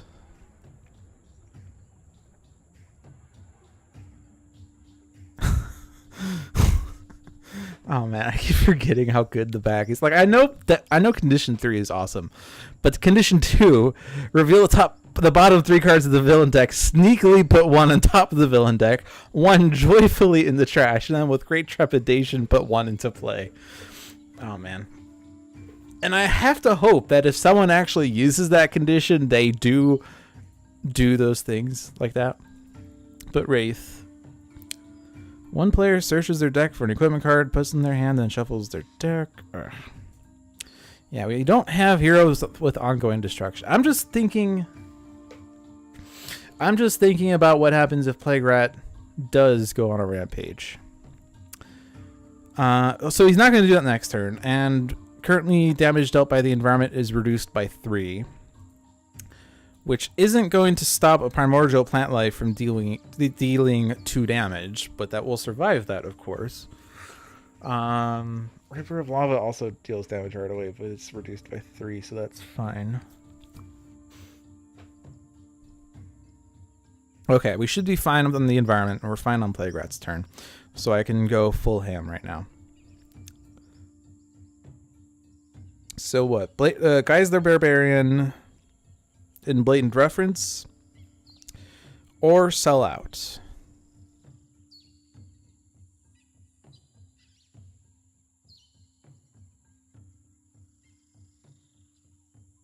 And currently Guise's effect is still active. Also, this is weird text. Whenever the Wraith draws a card, Freedom 5 Wraith may discard a card. That's funny. Sorry. I find this first effect does not specify Freedom 5 Wraith, but the second one does, which means whenever any version of Wraith draws a card, then Freedom 5 Wraith may discard a card. Okay. Yeah, best card ever. Yeah, I'm definitely best carding ever. Like, I think it's Blatant Reference and 2 best cards evers. Oh, but yeah, that's what Somver says. Don't surpass the Plague Locust. And best card ever regains... Oh, only 1 hit point. Okay. So we can regain 2 easily. It could be useful with completionists, guys. Because what does this say? Draw a card until the end of your next turn. Whenever you draw a card, you may discard a card. Yeah, so it's just Wraith. It's just phrased oddly. The question is, do I want to sell out? Where does Total Beefcake redirect? It redirects to Plague Locust, so I don't want to use that. If I sell out, what purpose does that have? I could discard... I can do that too and play Best Card Evers and Gimmicky Character and play Total Beefcake and Blatant Reference, but I'll already have played Guise the Barbarian. I will have drawn oodles of cards with Best Card Ever, though. Man, if I only had Super Ultra Kawaii, then I could play Guise the Barbarian and Blatant Reference and selling out. But I guess it's because I'm not worried about the environment. I guess this is Blatant Reference and Guise the Barbarian time. So Guise the Barbarian... followed by... Oh, but I can't play both. Oh, right, but I can't... Okay, start with Best Card. Duh. Start with Guise the Barbarian so that I could play Best Card Ever. And I could discard...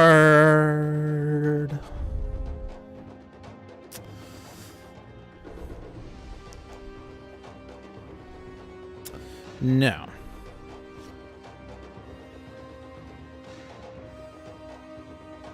I'm keeping these cards now.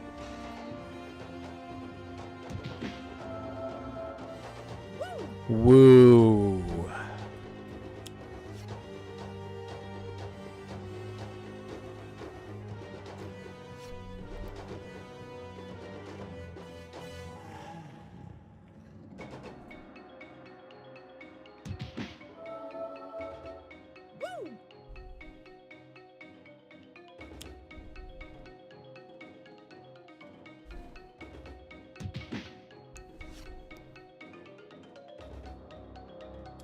Yeah, I'm not going to discard because I have to discard for blatant reference anyway.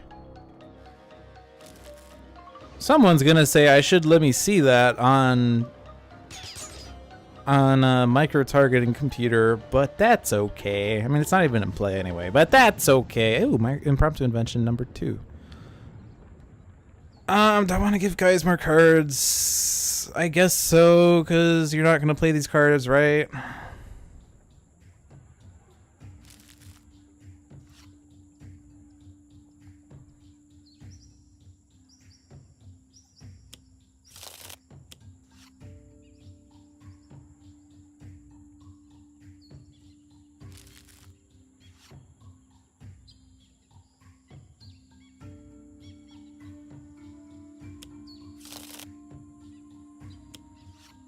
No, you weren't supposed to do that.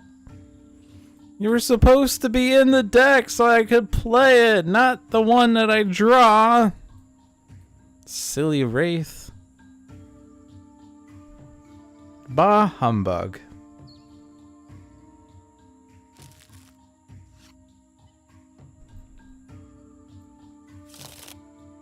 And then throat jab so that you can't do anything. And now I have 2 powers.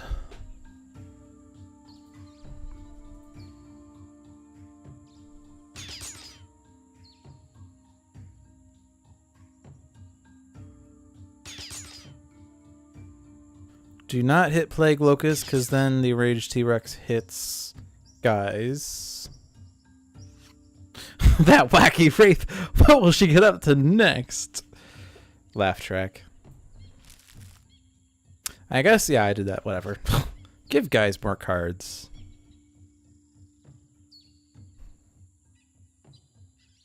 Let them eat cards. Quoth Marie Antoinette. We might actually have this, honestly. We have to deal with the pesky pterodactyl thief, but we might be fine. Because Plague Rat can't deal damage, and we've controlled his next card play.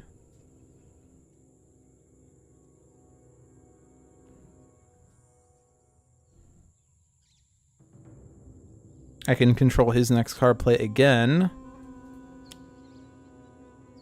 Afflicted Frenzy, which only affects infected heroes, of which there are none. Vicious Onslaught, which is a damage dealer, which he can't do. And Sewer Fiend makes him immune to toxic damage, but there's no toxic damage happening anyway. So which of these cards should I play? Probably Vicious Onslaught, since he can't deal damage, so that would just fizzle immediately. And Sewer Fiend, I guess, on the very bottom. And now the problem is I don't have another... I have a Blatant Reference, I don't have another Guise the Barbarian. I could... Where did I leave that to get it back?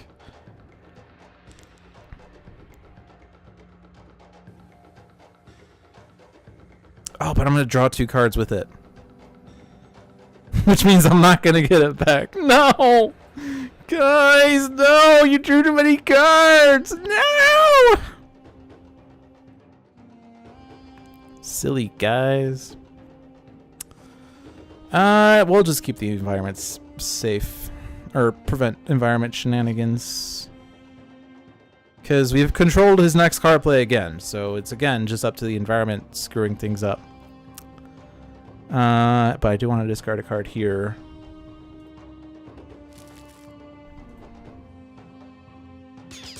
I do need to deal with the Pterodactyl Thief. And I got rid of all my retcons, so I need to kill it manually. I mean, I could... Well, it's going to eat all of Wraith's cards, which aren't good. I would Grappling Hook, except I need to Throat Jab. I would Blatant Reference, except I don't have Guise the Barbarian. I could say Cheese... And then I could say Cheese. And I also should worry about the Enraged T-Rex. It's targeting Guise. I can make that fizzle with Total Beefcake. So I'm okay with that.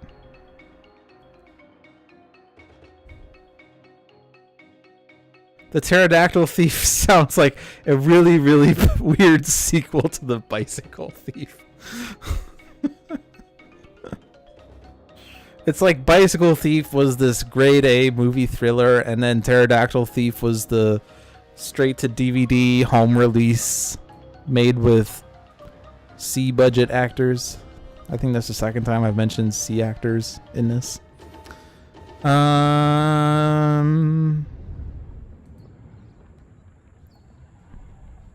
Yeah, so then Total Beefcake. And then I think I'll just draw a card here. I do need to get set up for Wraith, though, to get that Throat Jab back. Unless we could just kill him. Well, we can kill him, right? Wraith is doing 6 and 4 damage on her turn, plus the Throat Jab damage. So I don't really need to worry too much. Because that's 3 plus 1 plus 2 is 6. Throwing Knives, 1 plus 2 plus 1 is 4. In fact, I didn't even need to hit the second say Cheese on the Pterodactyl Thief, because Wraith could have done it.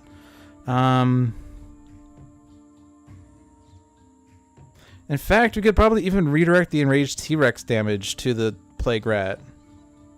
Because Total Beefcake redirect to the non-hero with the lowest. Unless, like, a Velociraptor comes out. So maybe I want to play Look What I Found. Because I was thinking of doing... I can do that too on Wraith, because we got to get set up for this cycle again. But I don't need to, because there's a lot of damage now. I could also Blatant Reference. It's still going to do 2 a pop, but Look What I Found is going to do 4, which is the same. I could sell out. And then I could do several things at once.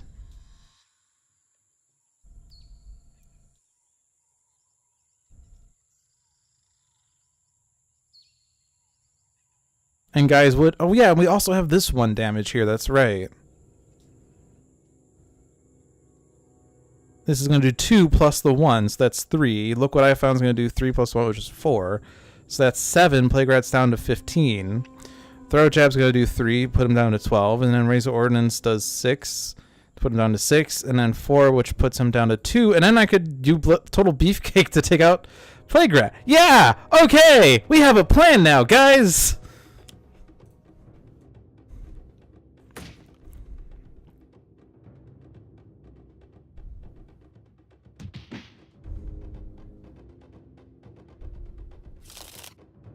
That was a fun game.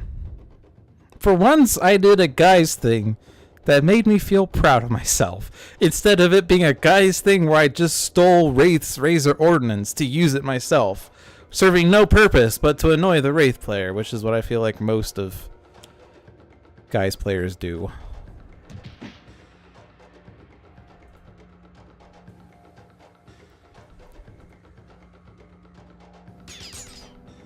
But to make sure that Guise hits Plague Rat, I have to hit Plague Rat. Then I have to take out the Pterodactyl Thief.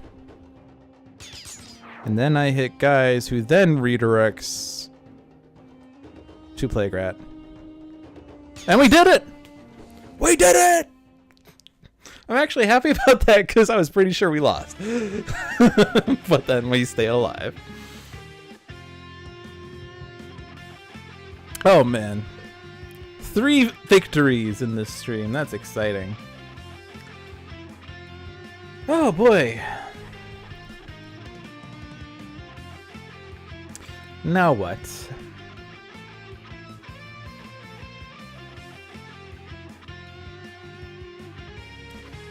I will tell you what.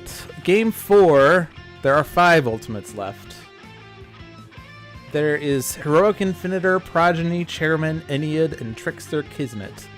And I think the 4th game, which is sometimes a mixed match of things, I will choose Heroic Infinitor. We fought Heroic Infinitor previously, and we lost because he flipped. And Heroic Infinitor's flip side is pretty bad, especially on Advance when manifestations are indestructible, and especially on Challenge when damage dealt by villain targets is irreducible and cannot be redirected. But I'll tell you what, we will have 5 people select a hero. So, who wants to select heroes? The first 5 people to chime in will then have a choice. You have Consulting Designer, Citizen, Hankroyd,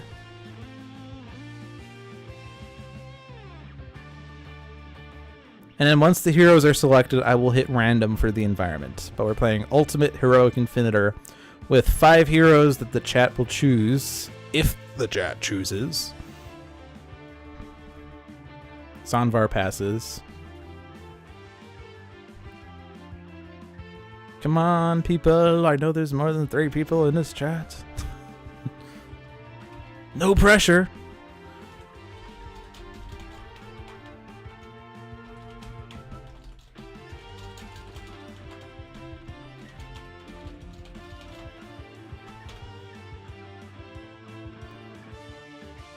We have Bench Basemark. Basemark. JCC, you guess? Why are you guessing? You say that like you don't want to choose. If you don't want to choose, you don't have to choose. Even though I just gave you the question, so you have to choose. Action Hero Stuntman. I had a really fun match with Action Hero Stuntman. After I choose Hero 5. Aww. If someone else jumps in, we'll do that. But I had a fun game with Action Hero Stuntman after Pirates, Savvies, and Dover's on deck stream. I played Action Hero Stuntman, and we were playing in Temple of Zhulong, and we had the card enter play that had a player either draw 3 cards or play a card, and we always selected Stuntman because out of turn things with Stuntman is amazing, and it made for the easiest. Well, it made for one of the easiest chairman games. I feel like I say that a lot about various chairman games, but that was actually not true. It was more my second one.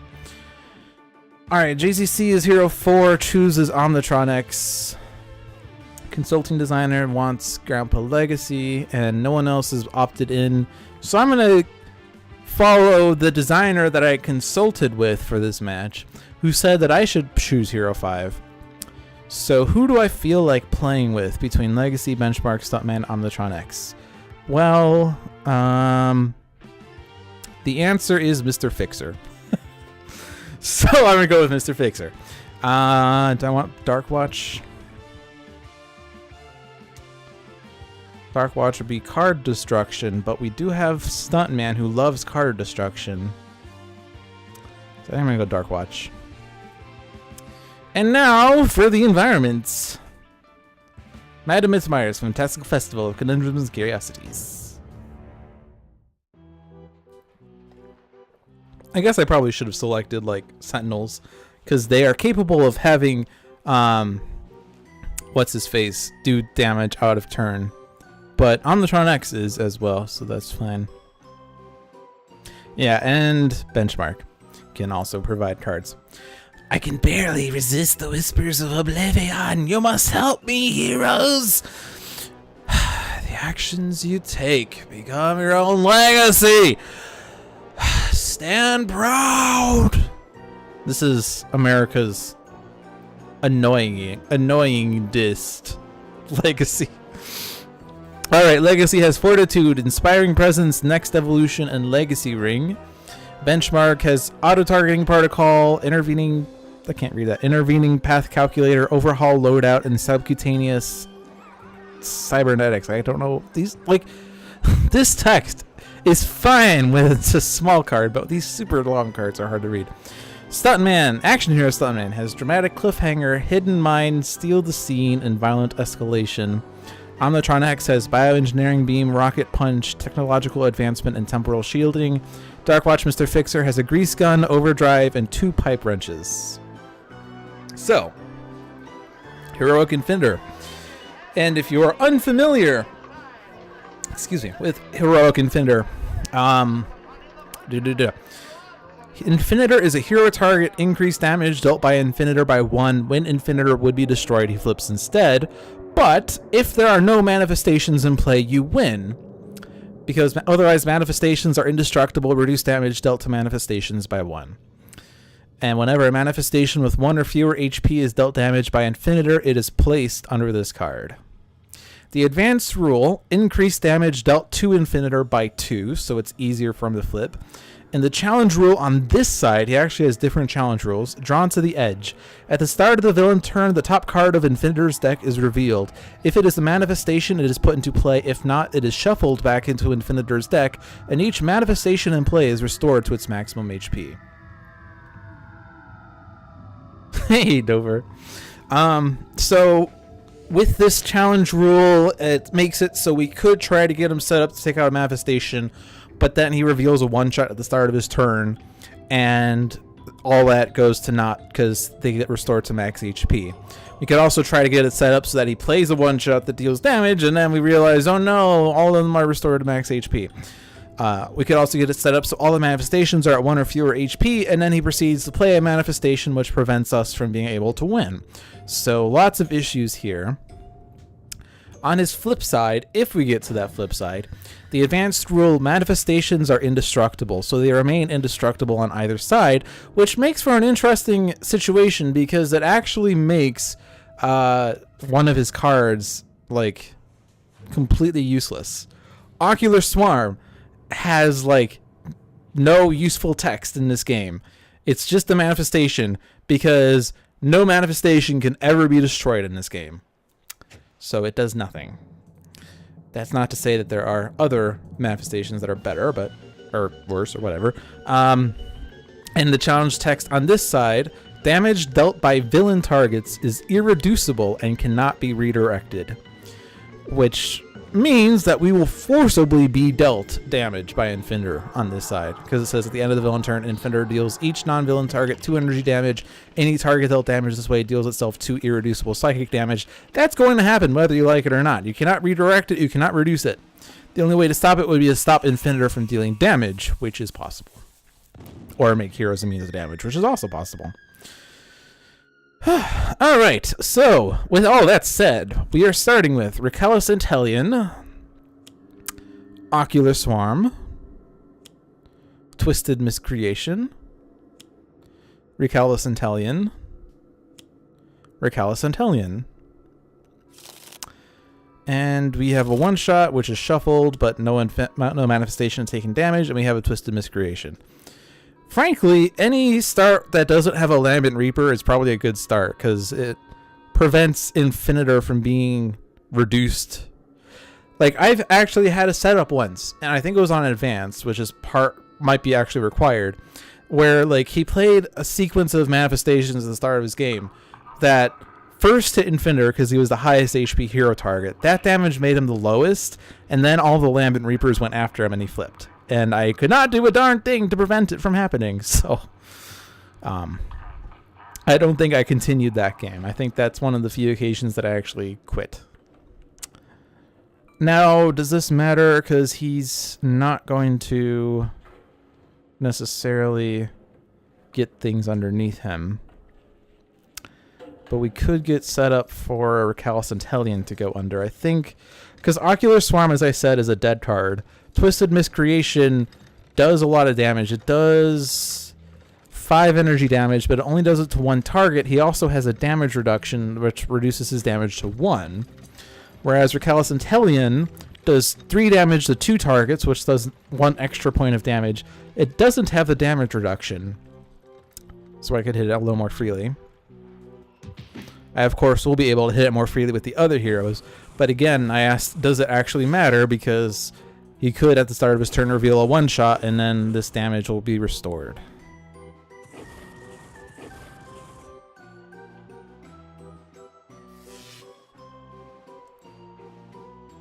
So I think that, I believe,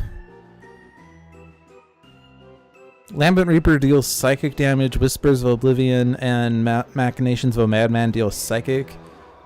Temporal Shielding would stop the psychic, but I feel like the Elemental Axa Chassis for Omnitron is a little better, maybe?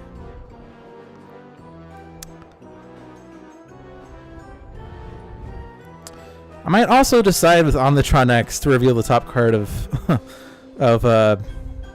Infinitor's deck to maybe reveal a one-shot that will deal damage. And if that does happen, well, the thing is, Inspiring Presence isn't actually going to help with... Well, we do have Grandpa Legacy. We can bounce a power around. Is there a way I could possibly deal lots of damage? I say. Where's Jeremy? We could put out Hidden Mine. We could destroy Hidden Mine somehow.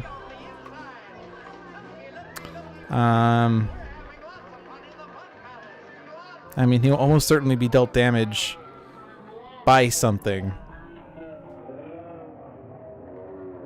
I mean, actually, Hidden Mine will be great if we can make sure that Infinitor plays a one-shot that damages everything, because then, even if all the manifestations are at max HP, or he plays a manifestation that's at max HP, Hidden Mine goes off and makes sure everything is reduced to 1 or fewer. So I think that's what we kind of have to do, but I feel like we have to kind of be lucky about that. But we could also... we can control it a little bit. I'm thinking several sequences of thoughts at once, and I don't know that I'm being coherent. But we do have a card in his deck, don't we? We have Lembuscade. Whenever a non-hero card enters play, you may destroy this card. When this card is destroyed, either Stuntman deals 1 target 5 melee damage, or you may use a power. So we can have it so we have Lembuscade in play, which he doesn't have in hand right now. But with Lembuscade, if he ever draws it, we could make sure that when Infinitor plays a one-shot, like Whispers of Oblivion, then we could make sure that Lembuscade is destroyed, so Stuntman deals 1 target 5 melee damage, or, which is the one I would rather use a power, Stuntman would use all my own stunts to play the Hidden Mine, and then Infinitor hits Stuntman. Stuntman's Hidden Mine goes off, reduces all the manifestations to 1 or fewer, except for maybe the Twisted Miscreations, but then we get everything else underneath Infinitor. However, I don't have the card that I want for that. And I can't really make him draw cards faster. But what I could do is have Omnitron-X reveal the top card of Stuntman's deck to try to make him get to it faster. Alright, so... all that said, what do we want to do here? Well, I guess I could just have... I can bounce Omnitron-X... I can bounce the power to Omnitron-X to have Stuntman do that thing, so I can do that. Do I want Inspiring Presence, or is that going to be detrimental? I think it's fine. So we'll do that. because you've taken lots of damage.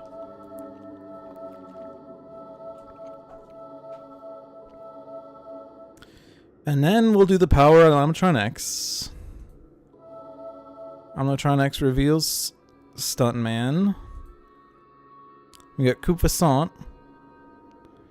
Redirect the next damage dealt by that target to Stuntman. Reduce that damage by 2. I mean, you might as well play it.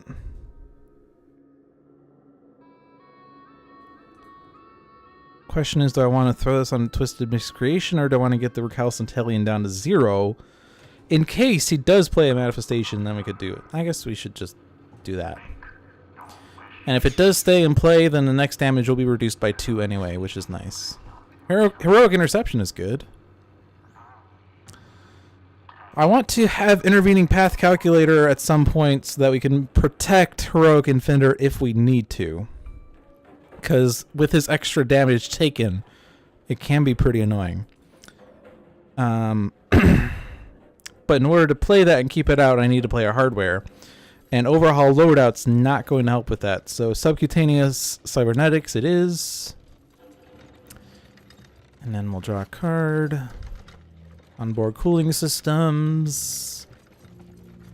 Since we haven't gotten Lambuscade, I'm not going to worry about getting set up for it, so I'm just going to not worry about the Twisted Miscreations just yet.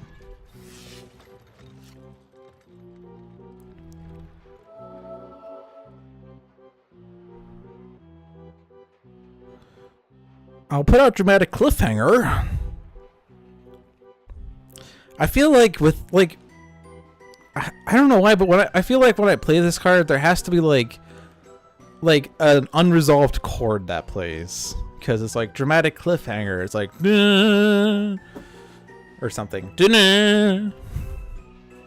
Like we're waiting for it to finish, or maybe I'm thinking of like maybe we just need to have a chord that plays. I don't know. I feel like there needs to be some sound effect with it.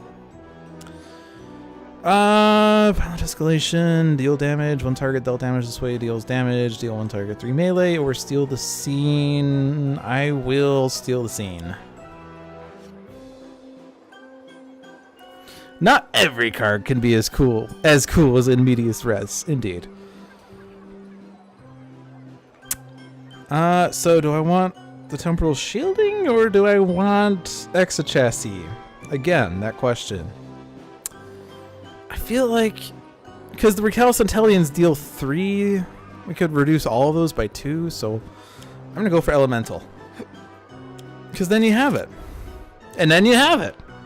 You don't always need a second Elemental Exochassis, but some people want it, because then you have it. Stuntman. Coupessant. Sure, why not? Get this one down to 0.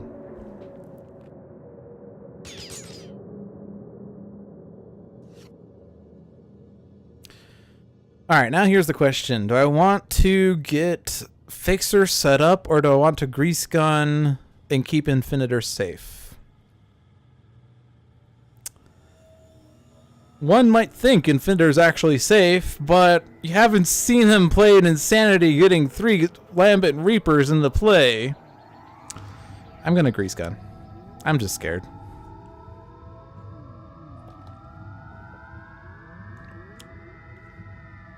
All seeing Elves Rubber. Do I want to destroy the Dramatic Cliffhanger? The thing is, we don't have Lambuscade yet.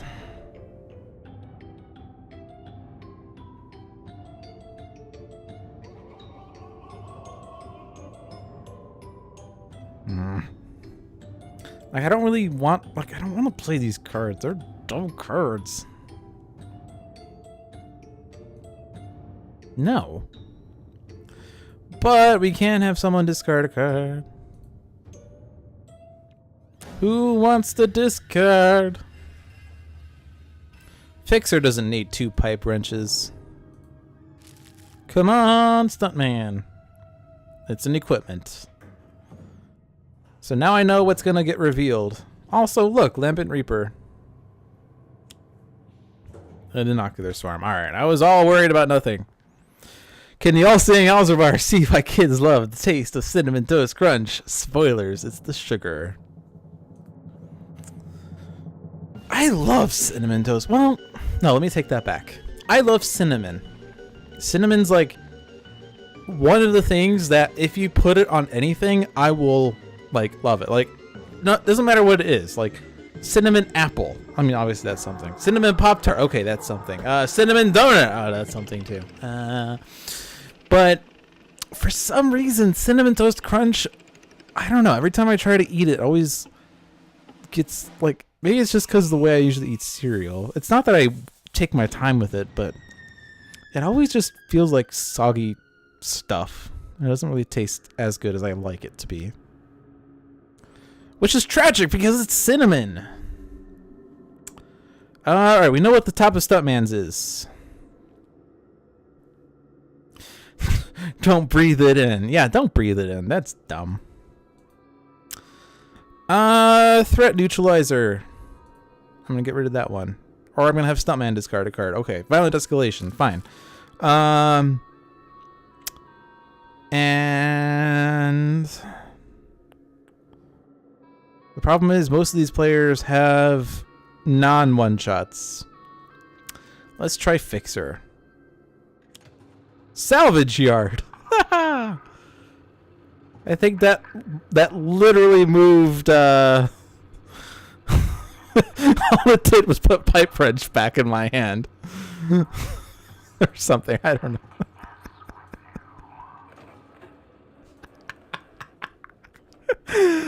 Oh man, could you imagine if I discarded Pipe Wrench to play Salvage Yard to get Pipe Wrench in my hand? Oh god, that would be amazing. No. Heroic Interception would also keep Infinitor safe. I don't know. I'm feeling scared. But I will try to cycle through Stuntman's deck. Because that's what I want, is Lembuscade. And Stylish Armor is really good, so I'm okay with that. Alright, all of Legacy's cards are great and I want them.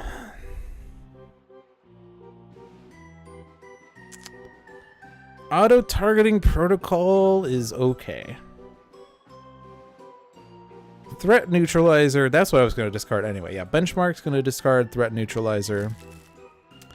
I looked at Fixer and we got the one-shot. Stuntman now doesn't have that card, but he has No Time to Bleed on his deck now. No. And actually, Intervening Path Calculator stops Legacy from being dealt damage, so I'm going to do that.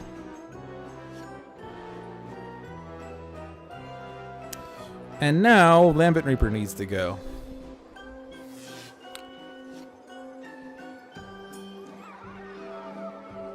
Ooh, countermeasures. Look at this card.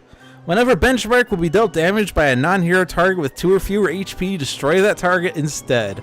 Turns out, if that card is indestructible, the damage just gets prevented. Even if the card doesn't get destroyed, the damage is prevented, so that's funny. Alright, Stuntman's top of deck is not a good card. I like all of Benchmark's cards. I guess I don't need Rocket Punch. Omnitron-X is doing other things. Let's look at Benchmark. Of course it's not a one-shot. Benchmark has too many non-one-shots.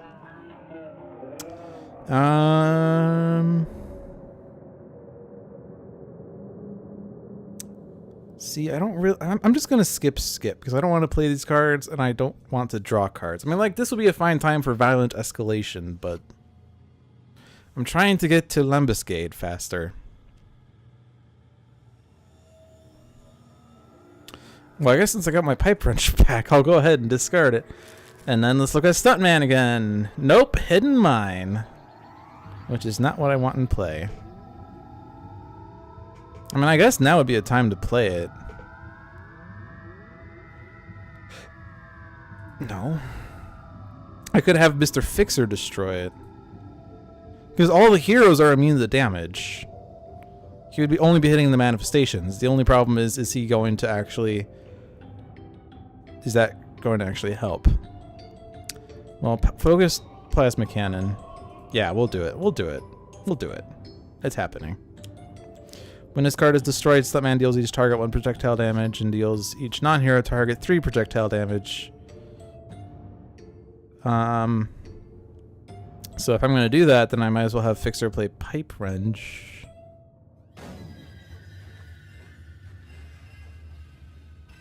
I don't need 2 No Time to Bleeds.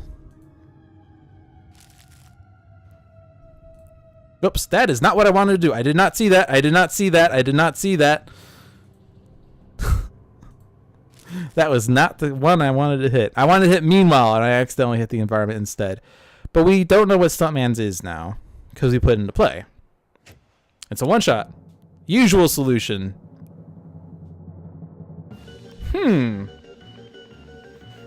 Maybe this is how we destroy Hidden Mine. Alright, the ones that... I'm just gonna hit the Twisted Miscreation, because that one's hard to hit. All-Seeing Alzarbar is great. Grease Gun is going away anyway, so I'll just destroy that. And we could still have Mr. Fixer destroy the thing. Deal up to 3 targets, 1 fire. One of those has to be Twisted Miscreation. And then everything else should be reduced. Or no, there's another Twisted Miscreation. Shoot. I forgot there were 2. And then... everything else is going to be hit by the Hidden Mine for the full damage, so that's okay.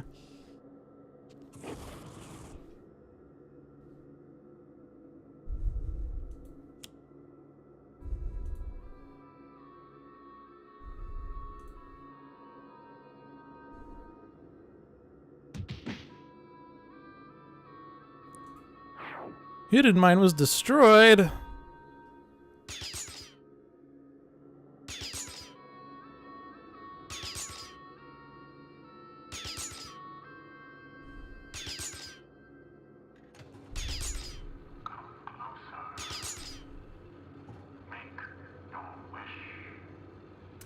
We could discard a card to get Infinitor to play a one-shot. And then he plays Insanity. Yes, redirect that because he's immune.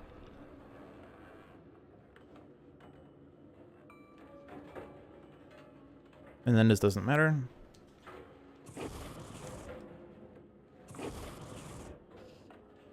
I mean, really, that's what I should do. Because if it's not a one-shot, then the manifestations regain HP anyway.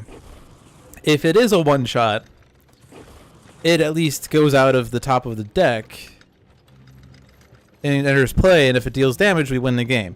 If it's a manifestation, it stays on top, and it was going to enter play anyway. So this is what we should do. Actually, this is how we win the game. Why did I not realize this? Why am I so dumb? We're going to start discarding cards. We're going to discard Omnitron's plating. Reveal Infinitor. It is a Lambent Reaper. It is not a one-shot, which is fine because all the manifestations will stay at their current HP. Unstable Midway. At the start of the environment turn, deal each target 2 psychic and 1 melee damage. Shuffle the environment trash into the environment deck and play the top card of the environment deck. If that card is an attraction, destroy this card. That is rough. And that's going to hit Infinitor, which is annoying. But we might be fine if we can get the thing. Play a card, use a power, draw a card in any order. Is there a reason to do that? No. Will not do that. Top card of Infinitor's deck is a manifestation, not a one-shot. So is there a hero we want to look at now that we're... I guess we can Bioengineering Beam, but then we don't reveal Stuntman's. But that's okay, because we now have a backup contingency plan that will work great. I don't remember what decks I've looked at. I'm just gonna discard Omnitron's platings because he has the one I want him to have anyway. Legacy is not a one-shot, but it is good because that will stop Infinitor from being killed by the manifestations. And this could be a one-shot now. It's Crazed Artifice, which is a bad one-shot because it gets us manifestations. Or not. It revealed no manifestations. This one revealed the remaining manifestations, maybe. Crazed Artifice is going to play another card. If this card is a one-shot, then we've won. No, never mind. What? Oh, this card... Okay, I see. This card just... Sorry. Let me back up a step. Crazed Artifice says, if no manifestation cards were revealed this way, play the top card of the villain deck. No manifestations were revealed that way. And the top card of your deck is not a one-shot. Come on, Infinitor. I need something to work with here. Well, the thing is, it's not a one-shot, but he will put it into play at the start of his turn, which means none of the manifestations will regain HP. Then he's going to play one-shots, which will involve damage dealing in some capacity, which is scary, but we can maybe... Well... Oh, but I can't play all those cards. No, I could play the cards. I could do next evolution. Oh, but I can't do all those powers. Arrgh! I mean, so I know the top card of Legacy's deck is next evolution. Or no, it's lead from the front. And actually, never mind.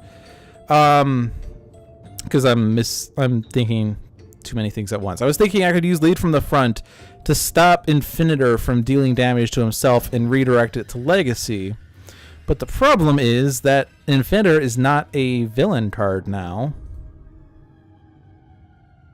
It could be a... Like, we could turn this from hero target to hero card if we have Maze of Mirrors in play. But this environment is wacky. I love it.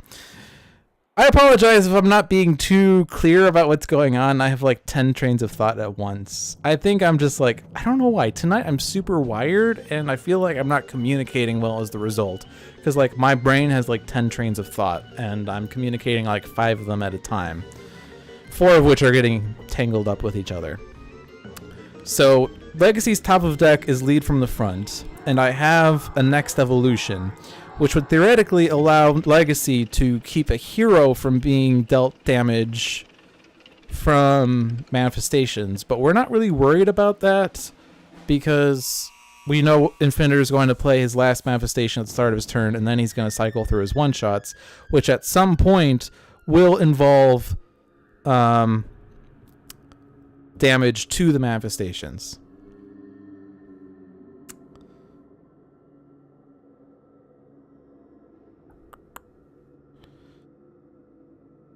So we're not really worried about that. We would love Lambuscade at this point. We would love Heroic Interception. We would love Grease Gun. None of those can happen now.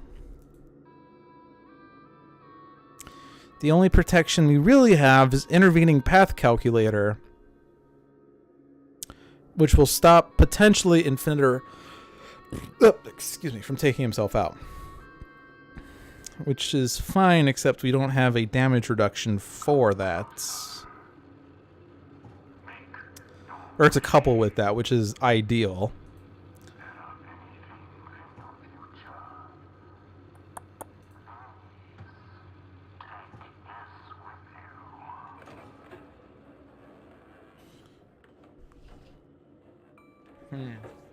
Well, in any case...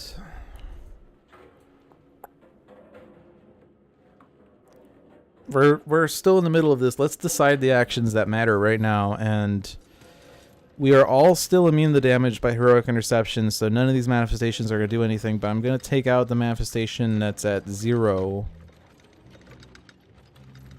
Or, sorry, I'm going to take out a Twisted Miscreation. I guess I did say Twisted Miscreation. I thought I said Manifestation, but I guess because they both end in shun. I'm going to take out a Twisted Miscreation that has 0 because it's harder to get it reduced because of the damage reduction effect.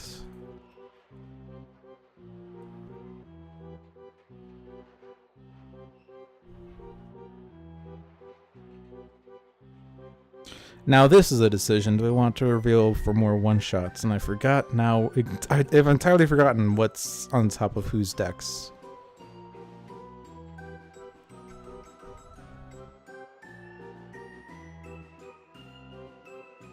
We started revealing Infinitors. But now we know what the top of Infinitors is. I forget if we looked at Stuntman's again. I feel like we did that on Omnitron-X's turn. We dealt damage, and then on Mr. Fixer's turn we started looking at Infinitor. So I feel like we don't know what's on Stuntman's deck right now. Because we would still prefer to get a Lembuscade if we could.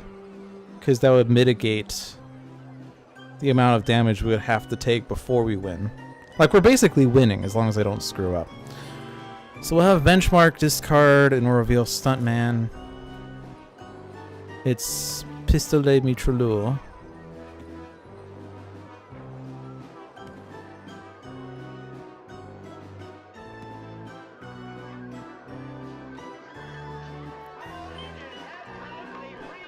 And I do have to destroy Unstable Midway with Omnitron.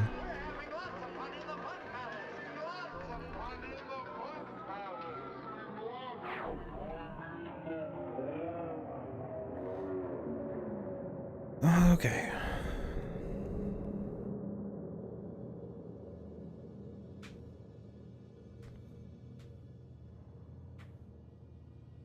So I guess just to mitigate the damage, I'm just going to Fortitude. And we'll just have Omnitron reveal Stuntman's card so we could try again for Lembuscade.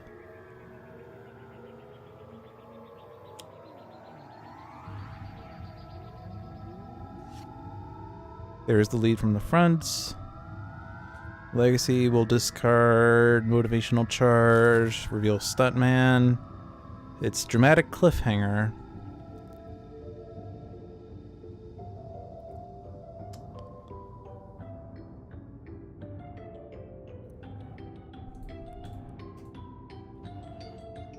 So I don't think we're really going to get the card I want.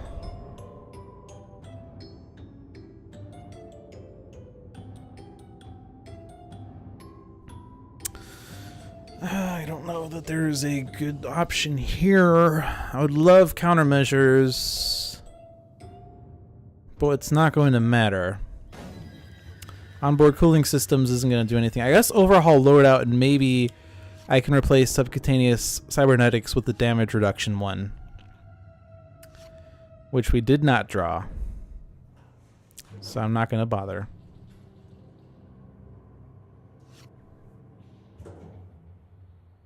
Like, we're just waiting until Infinitor cycles through cards, so.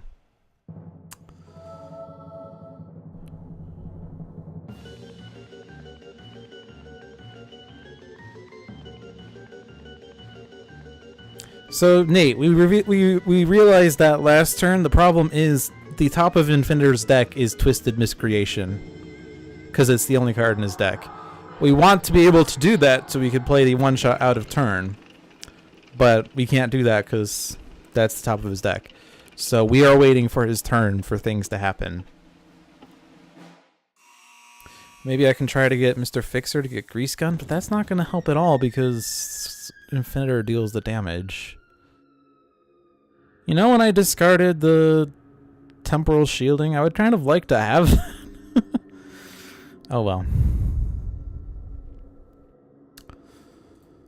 Let's see, Benchmark will discard because he has lots of cards. And then the question is, because top of your deck was something else, right? It was a Dramatic Cliffhanger, so I can't reveal that. So let's reveal Legacy. Oh, nope, not a one-shot. Info Igor.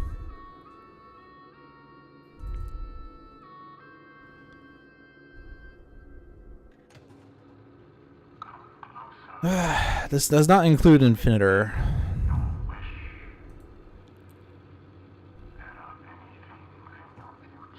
And this isn't going to include Infinitor either. I mean, this at least... Actually, no. This is... If Stuntman has dealt 5 or more damage in one turn, destroy this card. When this card is destroyed, draw a card and use a power. Well, wait. What am I worried about? I don't need Lembuscade because we know what's happening. We know precisely what's happening here. The problem is, though, Hidden Mine is not going to trigger at the right time. That's the problem.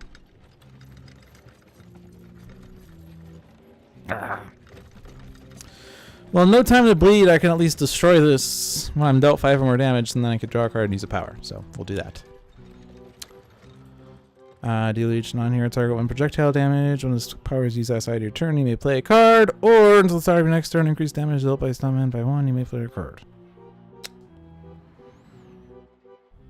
Yeah, so my plan all along of getting Lembuscade so that I could play Hidden Mine when Infinitor plays a damaging one-shot was contingent on the fact that Hidden Mine could be destroyed when Infinitor deals damage to Stuntman. Except I missed the part that says non-hero target, so much for that.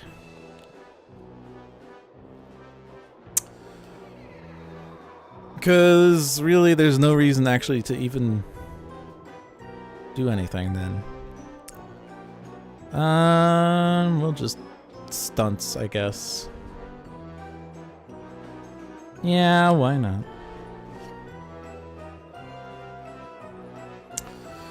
And Stuntman, discard a card.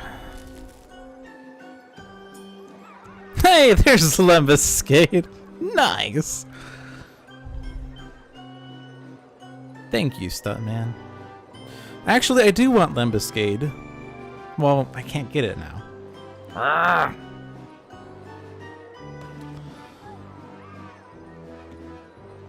Actually, no, I could still get it, because I can use Dramatic Cliffhanger to get it.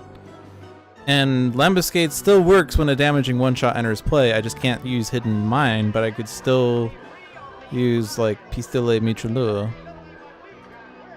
Or Violent Escalation, I guess.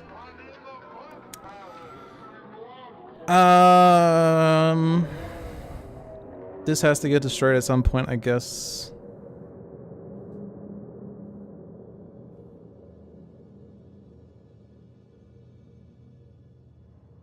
Yeah, we'll destroy it. And we'll super beef up Stuntman for no reason.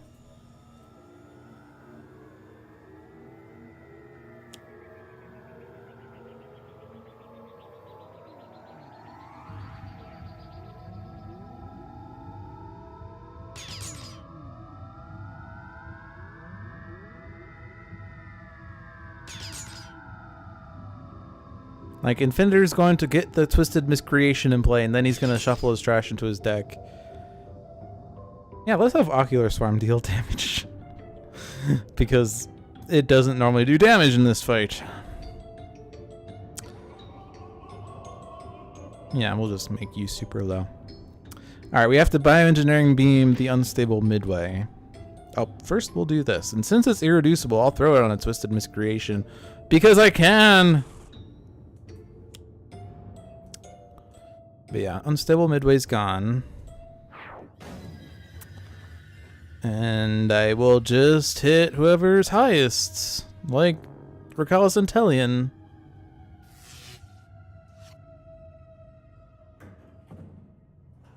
I don't think there's a reason to do anything else now. Nothing will help.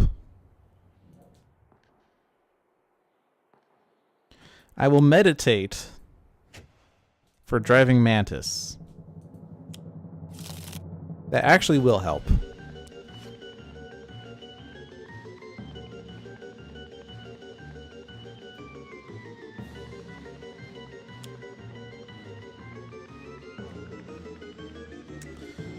At the end of the environment turn, reveal the top card of the environment deck. If an attraction is revealed, put it into play. Otherwise, discard the revealed card. And each target deals itself 1 psychic damage. Ew. That's annoying. Yes. Because draw a card. And then play Lembuscade. And then use a power. I'll go for the damage increase.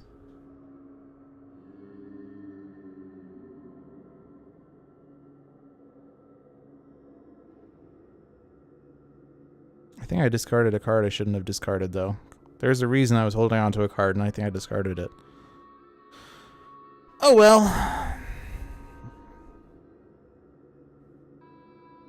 Let's just look at Stuntman's then. It's a one-shot. Violent escalation. Doesn't do much. Let's just hit something that's high.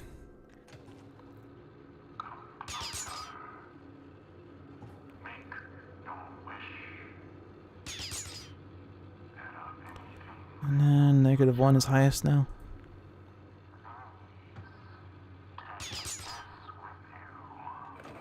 And then Inocular Swarm deals damage again. And then -1 is highest.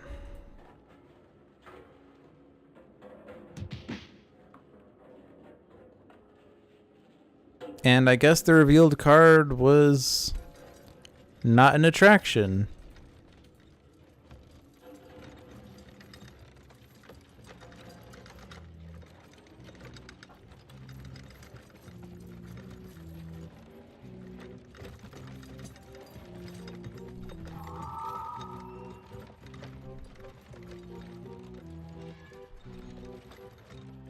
Oh, this isn't actually helping Infinitor, because he's not the hero with the lowest. No. Infinitor could take himself out. We might be okay, but he could also take himself out.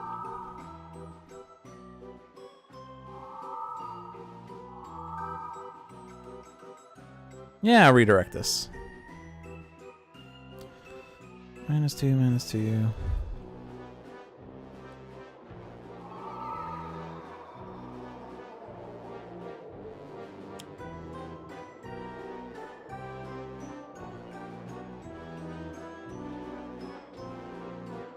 Do you want to destroy? All right. No. Well,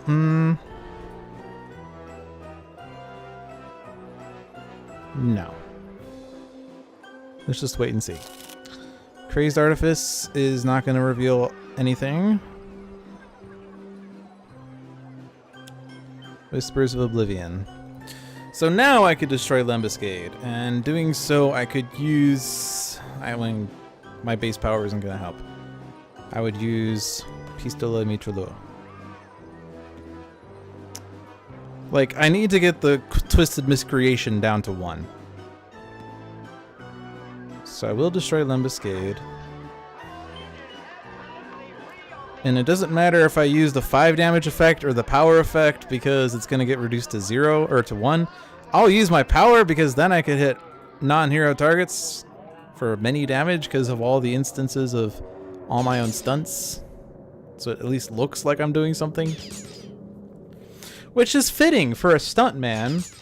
Like, he's like, his job is to look like he's doing something. Not necessarily do something, but look like you're doing something.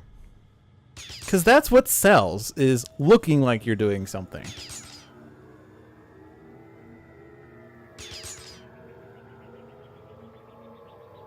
Reduced to 1.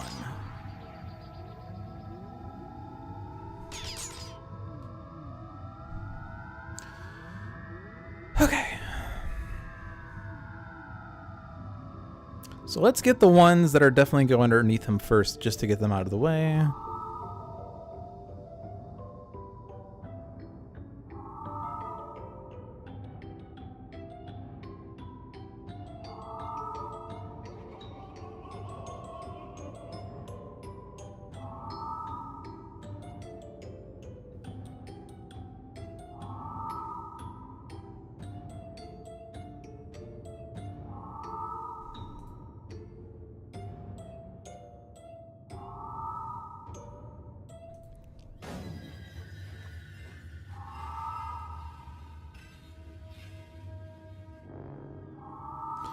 And then this one isn't going away, but we can get it down to 1. And then Mr. Fixer can redirect. So now this is down to 1. The problem is, I mean, we can redirect this to benchmark. And sure.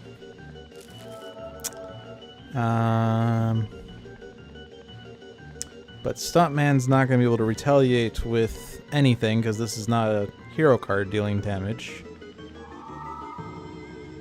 So yeah, the rest of this doesn't matter. See, that's what's scary is whenever he hits himself, it's for 5. Well, normally 4, but with Inspiring Presence, it's actually 5. Crazed Artifice is just postponing the inevitable. Crazed Artifice is postponing the inevitable. And then Whispers of Oblivion, and we got this. Because this is the victory right here. It was a bit of sloppy play there, but this was game 4 of the evening, so please forgive me. But we have bested Ultimate Heroic Infinitor. Man, 4 victories. 4 ultimate victories in one night. Jeez Louise. Whew. So, we are down to 4. The final 4. They are Progeny, Chairman, Ennead, and Trickster Kismet. 2 difficulty 4 villains. And the Ennead, which on Ultimate is super crazy pants. And then Trickster Kismet, which bested me last time because things just got out of control really fast. And Dover has cheered 50 bits, supporting the stream team. Nice win. Sanvar asks if I'm going to push my luck further, but I have been streaming for 2.5 hours, so I'm going to opt out of it. But I appreciate your enthusiasm. Because, you know, we are on a great winning streak, but I don't want to sour it with the terrible victory. Plus, I don't know what to do for a 5th game. We have all these rules for games 1 through 4 that we've been carrying through for the past 1.5 years. I don't know what game 5 needs to be because we've never had a game 5. But it's actually funny now I look at the screen. Like, our lowest HP was 19, which was like, oh, this was a boring match then. But all right, it was a fun night. I will tolerate this night. Welcome to next week for the great losing streak. I mean, this is actually a really nice week because, you know, we've had 4 victories, which is not something, I don't know if I've even had 4 victories in a single stream. Let's take a quick look at my stats here. Certainly throughout the Summer of Ultimates, there have been a number of losses. But of the weeks that I've had 4 games, how many of those were washes? And week 24 actually was a wash, where we fought Challenge Ambuscade, and then Viewer's Choice gave me a team match. I need to enlarge this to actually see this. Viewer's Choice gave me a team match. Where was it? Team match was Santa Guise, Super Scientific Tachyon, Chrono Ranger, and Rogue Agent Knife versus in Wagner Mars base against Advanced Greaser, Standard Biomancer, Standard La Capitan, and Standard Misinformation. That was a wash. And then, let's see, Game 3 was Challenge Ambuscade. Game 4 was Challenge Choke Point. All of those are victories. So I guess it has happened that we've had a 4-game winning streak in the past. That's actually the only other time that we've had 4 victories. So this is the second official 4-game winning streak. So, huzzah. But anyway, I'm done for tonight. If you have no idea what Sentinels of the Multiverse is and you just tuned in, you should definitely check out Sentinels of the Multiverse. It is available digitally through Steam, iOS, and Android devices. You can also get it physically through Greater Than Games. And it is a great physical game if you have friends to play with because the tracky in the game, while it is a lot, if you have friends to work with, it's easier to detangle. But playing digitally makes it easier to play solo unless you're able to keep track of literally everything. I used to play solo physically back when the digital game only had the base game, and there were far more heroes than there were digitally that I wanted to play with and see how they worked. Now that the digital game has everything except for Oblivion content that isn't Benchmark or Stuntman, I've been playing much less of the physical game. But it's a great game to play with friends. If you don't have friends, you should get friends too. I don't know where to find those. I would love to find that out myself. But, you know, it's a fun game to play with friends. If you have heard of Sentinels of the Multiverse and you tuned in and you're wondering what in the hell is someone streaming Sentinels of the Multiverse, you're actually in the channel Handelabra, which is from the developer of the digital game, and we have 4 weekly streams. Every Monday, Pirate Savvy and Dover play Sentinels of the Multiverse on their stream titled On Deck. And it's a fun brother-sister duo. They have a lot of rapport with the chat. I really love watching their streams. It's just super fun. Every Tuesday, that's at 7 p.m. Mondays. Every Tuesday at 7 p.m. is Sentinels Live with Jeremy and John, who are two of the lead producers of Sentinels of the Multiverse and Handelabra. They're the two leads in Handelabra. And they love showing off content before it is available publicly.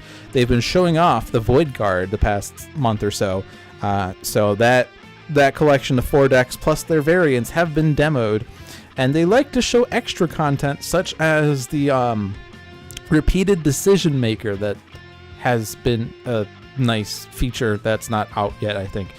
But once it is, it'll be fun and exciting.